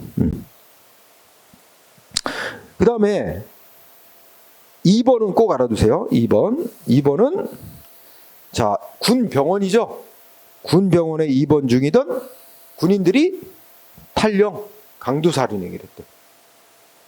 응? 그러면 야 이거 군병원에 입원해 있는 군인들 이거 제대로 감시나 무슨 이런 조치 소홀히 한 잘못 때문에 민간인 강도 살인 피해를 입었지 않냐? 인과관계를 주장했는데 이거는 인과관계를 인정해주지 않았어요. 응? 그래서 읽어봐. 그러면 군병원에 입원 중이던 사병들이 탈영하여 강도살인이라는 경우에 이 병원에 일직사령 당직 군의관 이러니까 군 병원 관계자가 이 탈영을 방지하지 못한 의무를 위반한 과실은 있대. 응? 응. 적어도 그런 과실은 있을지라도 사병들이 강도 모의를 하고 탈영하여 강도 살인행위를 할 것이라는 특별한 사정을 알았거나 알 수 있었다는 사실이 인정되지 않는 한, 이 탈영병들의 강도 살인행위와 탈영을 방지하지 못한 그 당직 의무를 제대로 못한 과실이 있긴 있어도 그 과실 제대로 못한 의무 위반과 이 민간인 강도 살인의 경우는 인과관계가 있다고 보기는 어렵다. 그래서 이게 대비되는 걸로 많이 나와. 아까 인과관계 인정한 사례 중에 뭐 있어? 군 헌병대 영창에서 탈영한 거, 그지? 그거는 인과관계 있다고 인정했어. 그다음에 문제사병임을 알고 있었는데도 근데 이거하고 대비시켜 가장 많이 나온 게 군대 영창에서 탈영한 거지. 군 영창에서 탈주. 그 영창 관리를 제대로 못한 것하고 인간의 피해 사이에 인과관계 있다. 근데 요거 군 병원에서 탈영한 사건은 인과관계가 없대. 이렇게 딱 그게 돼. 군 영창, 근데 영창, 군 현병대 영창, 그다음 군 병원. 그래서 서로 공반되는 거고. 둘은 꼭 기억해 놓으세요. 대비시켜서 많이 나오니까. 그 다음에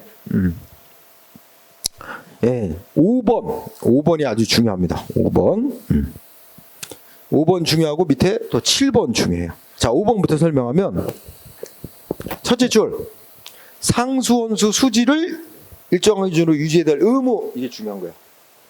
상수원수 우리 수돗물 생산의 원수가 되는 거지. 상수원수의 수질을 일정 기준으로 유지해야 될 의무는 누굴 위한 의무냐, 이게 중요해. 누굴 위한 의무래? 응? 어떤 국민 개개인의 안전과 이익을 위한 의무는 아니고 사회 전체 공공 일반의 이익을 위한 의무래. 그러면 이제 그게 중요한 출발점이죠. 그렇다면 공무원들이 어떻게 돼? 상수원수 수질 기준을, 법이 정한 기준을 유지하지 못한 일이 있었어. 그래갖고 그게 그런 일이 있었다고 TV에 보도가 나오는 거야. 그러니까 그걸 보고 있다가 인천 시민이 누가 보고 있다가 그럼 나 전번에 내가 수돗물 먹었는데 그냥, 그럼 그때 먹은 수돗물이 이게 수질 기준에 미달하는 물로 만들어진 수돗물을 내가 먹었단 말이야. 찝찝해. 나 건강에도 문제가 있을 수 있고 정신적으로도 짜증난다. 펴고 그걸 이유로 공무원들의 의무 위반으로 나 이거 정신적 피해 있고 막 이랬다고 손해배상 청구를 한 거야. 근데 아까 배운 거, 공무원들이 부여된 직무상 부여된 의무를 위반해서 개인에게 피해가 생겼더라도, 피해가 되는 결과가 생겼더라도 그게 인과관계가 인정돼야 되는데, 공무원들에게 부여된 의무가 누굴 위한 의무냐에 따라 달라진다. 그 여기서 누굴 위한 의무라 해서 사회 공공의 일반 사회 공공의 이익을 위한 의무이지 개개인을 위한 의무가 아니다. 그러니까 공무원들이 실제 그러한 의무를 위반한 행위는 있었고, 그로 인해 개인에게 피해가 생기긴 했지만 인과관계가 있다고 보기는 어렵다. 그러니까 배상 책임 부정이야. 알았죠? 제일 중요한 게 이게 누굴 위한 의무냐, 이게 중요한 거야. 여기서 항상 아주 중시해요. 똑같은 논리로 7번 판례를 보면 어떻게 돼 있어? 자, 여기 보면 첫째 줄에 자, 공공기관은 어떤 의무가 있어? 신제품 인증받은 제품을 구매해야 될 의무가 있어. 자, 여기서 밑줄, 신제품 인증을 받은 제품 구매 의무, 이게 핵심이야. 그러니까 이런 제도가 뭐냐면 법이 정해놨는데, 우리 대기업이 만든 제품 말고 중소기업이 뭔가 이렇게 뭐 새로운 제품 아이디어 내가지고 새로운 제품 만들었어. 근데 중소기업은 아무래도 자본이 없다 보니까 뭐 TV에 뭐 홍보를 한다든지 이렇게 해서 이 제품을 많이 팔 여력이 없잖아. 그러니까 그런 거를 정부 기관이 의무적으로 사주도록 하는 거야, 초기에. 그치? 그런 어떤 제도야. 응? 그래서 그게 공공기관에게 신제품 인증받은 제품을 의무적으로 사라고 구매 의무가 부여돼 있는데, 그래서 어떤 공공기관에 가서 이거 나 신제품 인증받은 제품이니까 사달라고 신청을 했는데 거기서 거부를 한 거야. 안 사준 거야. 그러니까 그 의무 위반으로 피해봤다 해가지고 손해배상 청구돼. 여기도 이 구매 의무가, 신제품 구매 의무가 누굴 위한 의무냐가 중요하지. 읽어보면 누굴 위한 의무래? 일반 사회 공공의 이익을 위한 의무지 어떤 특정 개개인의 이익을 위한 의무가 아니래요. 그러면 결론은 뻔하잖아. 개개인의 이익을 위한 의무로서 부여된 걸 위반해서 피해 생긴 거는 인과관계가 있다고 배상해 주지만, 사회 일반 공공의 이익을 위한 의무라면 설령 그거를 위반한 행위가 있다라도 그 피해 사이에 인과관계 인정 안 해준다. 배상 책임 인정 안 된다. 이렇게 논리적으로 나온 게 똑같은 논리야. 5번하고 7번. 그러니까 핵심은 누굴 위한 의무냐, 이게 제일 중요한 거죠.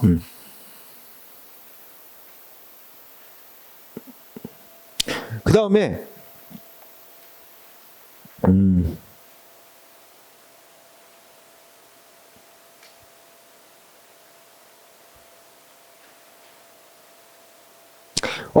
뒤로 넘어가서 10번 판례 보죠. 10번. 자, 254쪽에 10번 판례 봐. 자, 10번 판례 보면 자, 이른바 뭐 부산 저축은행 사건 뭐 이랬는데, 이게 뭐냐면 이제 뭐 요새 우리 사회도 논란되고 있지. 뭐냐면 금융기관에서 무슨 이거 여기다 이거 투자하면 이 수익이 많이 나요 하고 이게 뭐 그 투자 상품을 팔아. 근데 얘네들 이거 투자했는데 이익이 많이 날 수도 있지만 이거 원금도 못 건질 수도 있어요. 위험성이 높아요. 이런 거 다 알려줘야 될 의무가 있어. 금융기관이. 그리고 그런 걸 제대로 알리지도 않고 상품을 팔았다. 지금 요새 한참 문제되고 있어요. 사회 문제. 은행들이 저 홍콩 무슨 무슨 영문으로 무슨 증권이라 그러는데 ELS 증권인가 뭐 해가지고 그거 자기 막 돈 전재산 넣어서 막 투자했다가 원금도 못 건지게 생겼어요. 지금 투자자들 난리 났어요. 응? 그러면 우리나라 금융 감독하는 정부 기관이 있어요. 금융 감독 기관이 왜 이런 사기꾼 같은 놈들 그런 투자하라고 권유하고 말 이거 왜 제대로 감독을 제대로 안 했느냐? 그 감독해야 될 의무가 부여돼 있는데 감독 의무를 제대로 안 한 것 때문에 내가 이런 피해를 입었으니까 배상해라 요구를 했는데 금융 감독 기관에게 금융기관을 감독해야 될 의무 부여돼 있긴 하지만 그 의무는 누굴 위한 의무? 사회 공공기관의 이익을 위한 의무이지 개개인의 이익을 위한 의무가 아니다. 응? 따라서 설령 그 의무를 위반했다 하더라도 그 손해에 대해서 인과관계가 있다고 보기 어려워서 배상 책임 인정 안 돼. 그지? 그래서 여기서 키워드는 금융감독원. 그 다음에 금융기관에 대한 검사 감독 의무 이거죠. 그럼 이게 누굴 위한 의무냐 했더니 뭐야? 셋째 줄 투자자 개인의 이익을 직접 보호하기 위한 의무라고 볼 수 없다. 투자자 개인의 이익을 보호하기 위한 의무는 아니다. 응? 우리 사회 전체의 금융 질서 이런 사회 전체 금융 이익을 위한 것일 뿐 개인의 이익을 위한 건 아니기 때문에 결국 투자자 설령 감독기관이 감독 의무를 제대로 못한 과실 의무 위반이 있다 할지라도 투자자 본인들이 선택한 결과다. 응? 그러니까 그 피해는 투자자들이 책임져야 된다. 이런 얘기입니다. 응? 그리고 밑에 다시 뭐 나왔어? 응? 아까 군산시 윤락가 화재 사건 그 얘기했죠? 응? 그거 얘기하는 거예요. 응?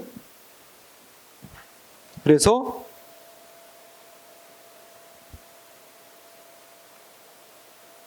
자 2번을 중시하란 말이에요. 2번. 응? 자 2번을 보면 지방자치단체 담당이 유흥주점의 용도 변경, 무허가 영업, 막 불법 개축 이런 거에 대해서 취해야 될 조치를 취하지 않은 의무 위반 행위하고 종업원들이 제대로 대피하지 못해 질식 사망한 사건 사이에는 인과관계가 존재하지 않는다. 2번이 주로 많이 냈어. 응? 그래서 뭐 보고 판단하는 거야? 여기 저 용도 변경, 무허가 영업 이런 건 이제 시에서 담당하는 업무거든. 시청 공무원들의 의무 위반 행위와 질식 사망 사이에는 인과관계가 없다. 그렇지? 네, 이렇게 꼭 기억을 해서요. 그 다음에 하나 더. 네. 배상 책임자. 배상 책임자는 자 누가 배상 책임자가 된다고 그랬지? 우리가 앞서 공부했지.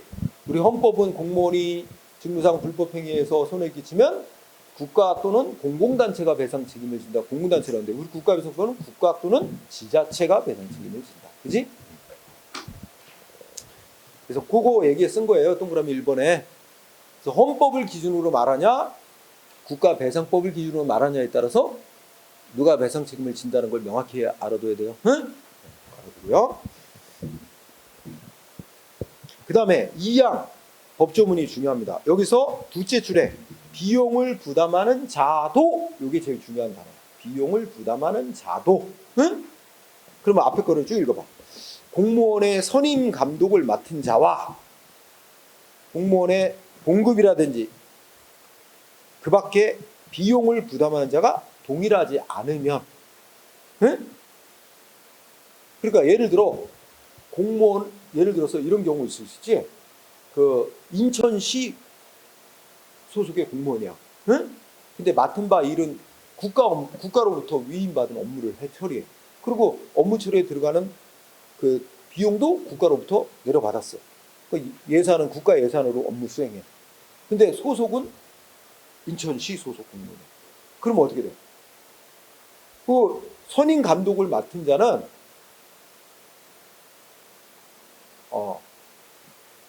하여튼 선임 감독을 맡은 자와 공무원에게 봉급이라든지 사무처리 비용 같은 거 비용 부담자가 동일하지 않을 때도 있는데 그럴 때는 어떻게 된다? 비용을 부담하는 자도 그지? 배상 책임이 있다는 거야. 그러면 그게 비용 부담자만이 이런 말도 아니고, 그죠? 비용 부담자 도니까, 그러면 원래는 누가 배상 책임이 있는 건데, 이 문구를 그대로 해석하면 말 그대로 하면 거기에 공무원의 선임 감독을 맡은 자가 원래 배상 책임이 있는 건데, 선임 감독을 맡은 국가나 지자체가 배상 책임이 있는 건데, 만약에 선임 감독을 맡은 자가 국가고 뭐 비용을 부담하는 자가 지자체 같이 이렇게 다를 때는 그 비용 부담하는 지자체도 배상 책임이 있습니다. 그러니까 둘 다 배상 책임이 있다는 얘기가 되죠. 그렇게 알아두고요. 이때 넷째 줄, 첫째 줄에서 말하는 공무원의 선임 감독을 맡은 자는 누구로 우리가 해석하냐면 사무의 귀속 주체. 응? 그러니까 이게 국가의 사무냐, 지방자치단체의 사무냐, 응? 그걸 말하는 거거든요. 응? 국가의 사무라면 국가가 배상 책임자가 되는 거고, 원칙이. 지방자치단체의 사무라면 자치 사무라면 지방자치단체가 배상 책임자가 되는 거고, 그지? 그 정도. 거기까지 네 줄 중시하고요, 그죠? 그 다음에 동그라미 3항원, 이거는 국가배상조가 읽었죠? 피해자에게 손해를 배상한 자는 내부 관계에서 그 손해를 배상할 책임이 있는 자에게 물어내라 할 수 있다. 그지? 자, 요거는 2항하고 연결시켜봐. 2항에 보면, 자, 선임 감독을 맡은 자는 뭐 예를 들어 지방자치단체고, 그 다음에 뭐야? 비용을 부담한 자는 국가라고 가정하자. 응? 그러면 피해자가 선임 감독을 맡은 지자체한테 배상해달라고 청구했어. 그러면 지자체가 배상을 해줬어, 피해자한테. 그러고 난 다음에 행정 내부에서는 지자체가 비용 부담한 자는 국가를 상대로 물어내, 뭐 이렇게 청구한다든지, 그 반대의 경우 이렇게 얘기하는 거지. 그래서 그 내부 관계에서 배상 책임이 있는 자에게 배상해 준 돈 물어내 할 수 있다는 거예요. 조직 내부에서. 응? 이때 뭐 그 정도, 두 줄이면 돼. 그 밑에 거까지는 안 해도 됩니다. 예, 그냥 그 정도. 그 법조문만. 그 다음에 판례 알아보기. 자, 1번. 국가배상법이 말하는 아까 비용 부담자가 다를 때 뭐 이렇게 말이 있었잖아. 거기서 말하는 비용이란 뭐 공무원의 봉급 같은 인건비만을 말하는 게 아니라, 응? 그 수행한 사무에 필요한 일체의 경비를 의미한다. 뭐 특별한 건 아니야. 이때 적어도 대외적으로 그러한 경비를 지출하는 자는 실질적 궁극적 부담자가 아니라도 법이 정한 경비 부담하는 자에 포함된다. 응? 뭔 말인지 잘 모를 수 있어. 그러면 구체적인 사례로 2번을 공부하면 1번하고 2번을 엮어서 공부하면 돼. 그리고 시험은 이제 시험 준비는 2번에다가 포인트를 두고. 응? 그럼 2번을 보자. 자, 여기에 지방자치단체 장이 기관이임된 국가행정사무를 처리하는 경우 이렇게 됐지? 좀 보자. 여러분들 우리가 이제 위임한다 그러지? 원래 국가의 사무인데 누구한테 위임하냐에 따라 단체 위임 사무, 기관 위임 사무 이렇게 나눠요. 그러면 국가의 사무인데 인천시라는 지방자치단체에게 위임을 하면 단체 위임 사무라고 부르고, 국가의 사무인데 인천시장에게 처리하라고 위임하면 기관 위임 사무라고 부릅니다. 그러니까 누가 위임 받느냐에 따라서 그렇게 부르는 거예요. 그러면 지금 여기는 기관 위임 사무라 했지? 그럼 보자. 자, 국가 사무야. 국가의 사무. 그런데 이 국가 사무가 위임이 됐어. 누구한테 위임이 됐냐면 인천시장한테 위임이 됐어. 응? 기관 위임된 거야. 기관 위임된 사무야. 그런데 그러면 인천시장이 하는데 사실 인천시장이 지시를 해서 시 공무원이 업무를 처리하죠. 실제로 공무원이 수행하죠. 응? 그런데 시 공무원이 수행하면서 불법 행위를 한 거야. 고의 또는 과실로 위법 행위를 해서 그래가지고 갑이라는 시민에게 갑에게 손해를 발생시켰어. 그러면 갑은 누구한테 배상을 청구해야 돼? 누구한테 배상 청구할 수 있어? 우리가 지금 동그라미 2번을 봤잖아. 동그라미 2번. 응? 자, 여러분 이 사무 인천시장과 시 공무원이 처리하면 그 사무 처리 효과는 사무 처리 효과로서 그 사무 처리와 관련된 권리나 의무 이런 건 누구한테 돌아가는 거야? 국가. 여기서 국가가 여기서 말하는 사무의 이거 국가 사무니까 이거는 사무의 귀속 주체입니다. 응? 사무의 귀속 주체로서 배상 책임이 있는 거예요. 손해배상 책임이 있어요. 그러니까 갑은 국가를 상대로 손해배상 청구할 수 있어요. 응? 그 다음에 근데 그러면 국가의 사무를 인천시장이 위임받아 시 공무원을 통해서 처리를 하는데 이 사무 처리하는 데 들어가는 돈은 누가 될까? 국가가 원래 국가 예산 내로 주는 거예요. 일만 시키고 일처리에 들어가는 돈을 안 내주면 누가 처리를 해? 일을 맡기면 그에 관련된 돈도 내려보내줘야지. 그러면 자 이거 말하자면 비용도 준단 말이에요. 이렇게. 근데 비용을 보자. 이 비용은 원래 누구 돈이야? 국가 돈이야. 그럼 국가는 어떻게 돼? 여기서 우리 판례 1번에서는 실질적이고 궁극적이란 말은 빼고 실질적으로 비용을 부담하는 자야. 응? 비용 부담자로서 역시 배상 책임이 있는 거야. 응? 실질적 비용 부담자로서. 응? 근데 1번 판례 보면 형식적 비용 부담이란 말이 나와. 형식적 비용 부담자. 그치? 1번 판례 셋째 줄에 나오잖아. 형식적인 비용 부담이란 말은 안 나오는데 셋째 줄에 대외적으로 경비를 지출하는 자 이렇게 나오지? 그럼 봐. 여기서 국가로부터 비용을 내려받아서 시장과 시 공무원이 돈을 쓰면서 업무를 처리하잖아. 그럼 얘가 그 돈은 국가 돈을 쓰는 거지만 겉으로 볼 때는 일반 국민의 시각에 보면 인천시 돈을 쓰는 것처럼 보이지. 우리들이 저게 국가 사무인지 인천시 사무인지 잘 모르죠. 그리고 인천시에서 돈을 쓰니까 당연히 인천시 비용을 지출하는 거로 보여지지. 이때 그러면 인천시는 뭐가 되는 거야? 형식적 비용 부담자가 된다는 거야. 이렇게 표현하는 거야. 응? 비용 부담자. 로서 인천시도 배상 책임이 있게 되는 겁니다. 응? 여기서 인천시장이 배상할 책임자가 되는 게 아니는 건 알죠? 인천시가 배상 책임자, 인천시. 그래서 여기도 국가도 배상 책임이 있고 지방자치는 인천시도 배상 책임이 있어요. 그렇죠? 따라서 피해자는 어떻게 할 수 있어? 피해자 갑은 선택해서 청구할 수 있어요. 국가를 상대로 청구할 수도 있고, 인천시를 상대로 청구할 수도 있고, 그렇죠? 이때 만약에 갑이 누구를 상대로 청구? 인천시를 상대로 청구. 그 인천시가 배상을 해줬어. 그 다음에 어떻게? 인천시는 국가 네가 궁극적으로 책임자야. 국가 너가 배상해준 돈 나한테 내놔. 이렇게 청구할 수 있다는 거야. 여기서 최종적인 배상 책임자는 사무의 귀속 주체라고 보는 게 이제 일반적인 견해예요. 응? 자, 어쨌든 그것까지는 할 필요 없고 이게 둘 다 배상 책임자가 된다는 거야. 응?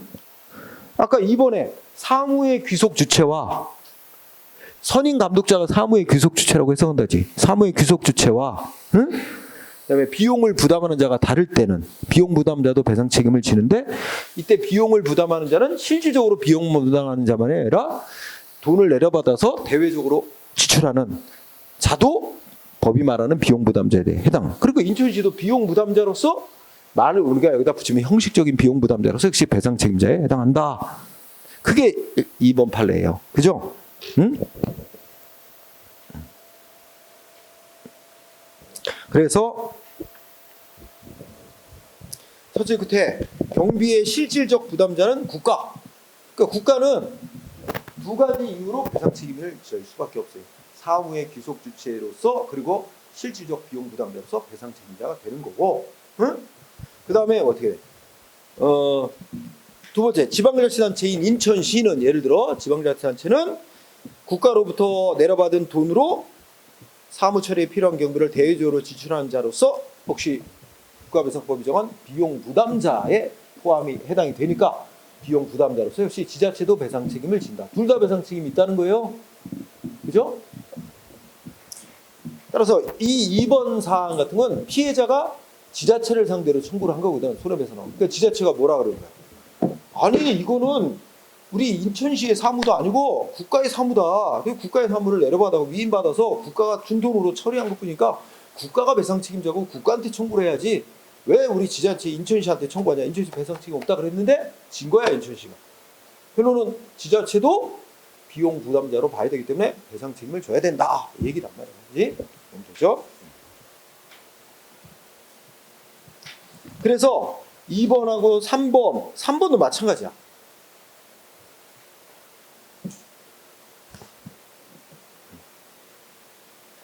3번, 4번이 다 똑같은 얘기입니다. 그래서 예를 들어서 3번하고 4번하고 같으니까 4번을 보면 여기다가 하나가 더 들어갔어. 예를 들어 자 국가가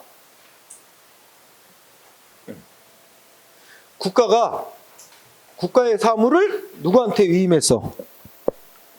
여기는 도지사에게 위임했다 그러지? 그럼 여기다 이제 도지사를 집어넣자. 어디 뭐 경기 도지사한테 위임했어.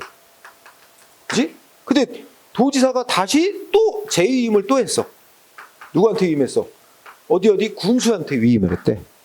응? 그래갖고 군수 및 군 공무원, 군의 공무원 A 공무원이 이거 처리, 위법하게 처리.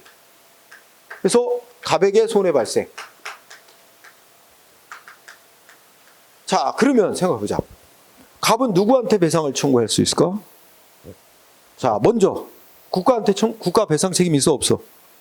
그러면 국가가 도지사한테 위임했고 도지사가 군수에게 위임해서 군수 및 군에 속한 A 공무원이 이 업무를 처리하면 이 업무 처리에 따라 발생하는 효과로서 권리 의무는 누구한테로 돌아가는 거야?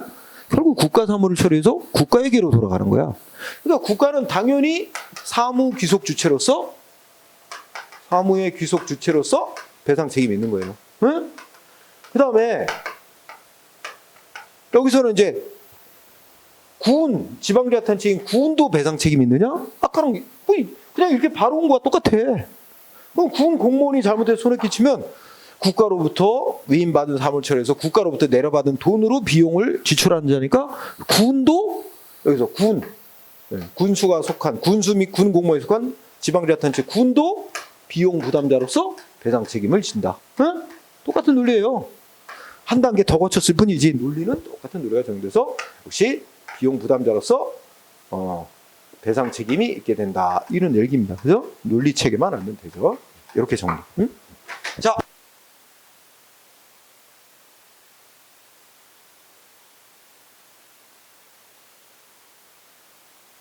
여기까지만 하고 문제는 아마 프린트 다 돼 있으니까 빨리 풀고 빨리 맞추십시다. 응? 네, 할게요. 자.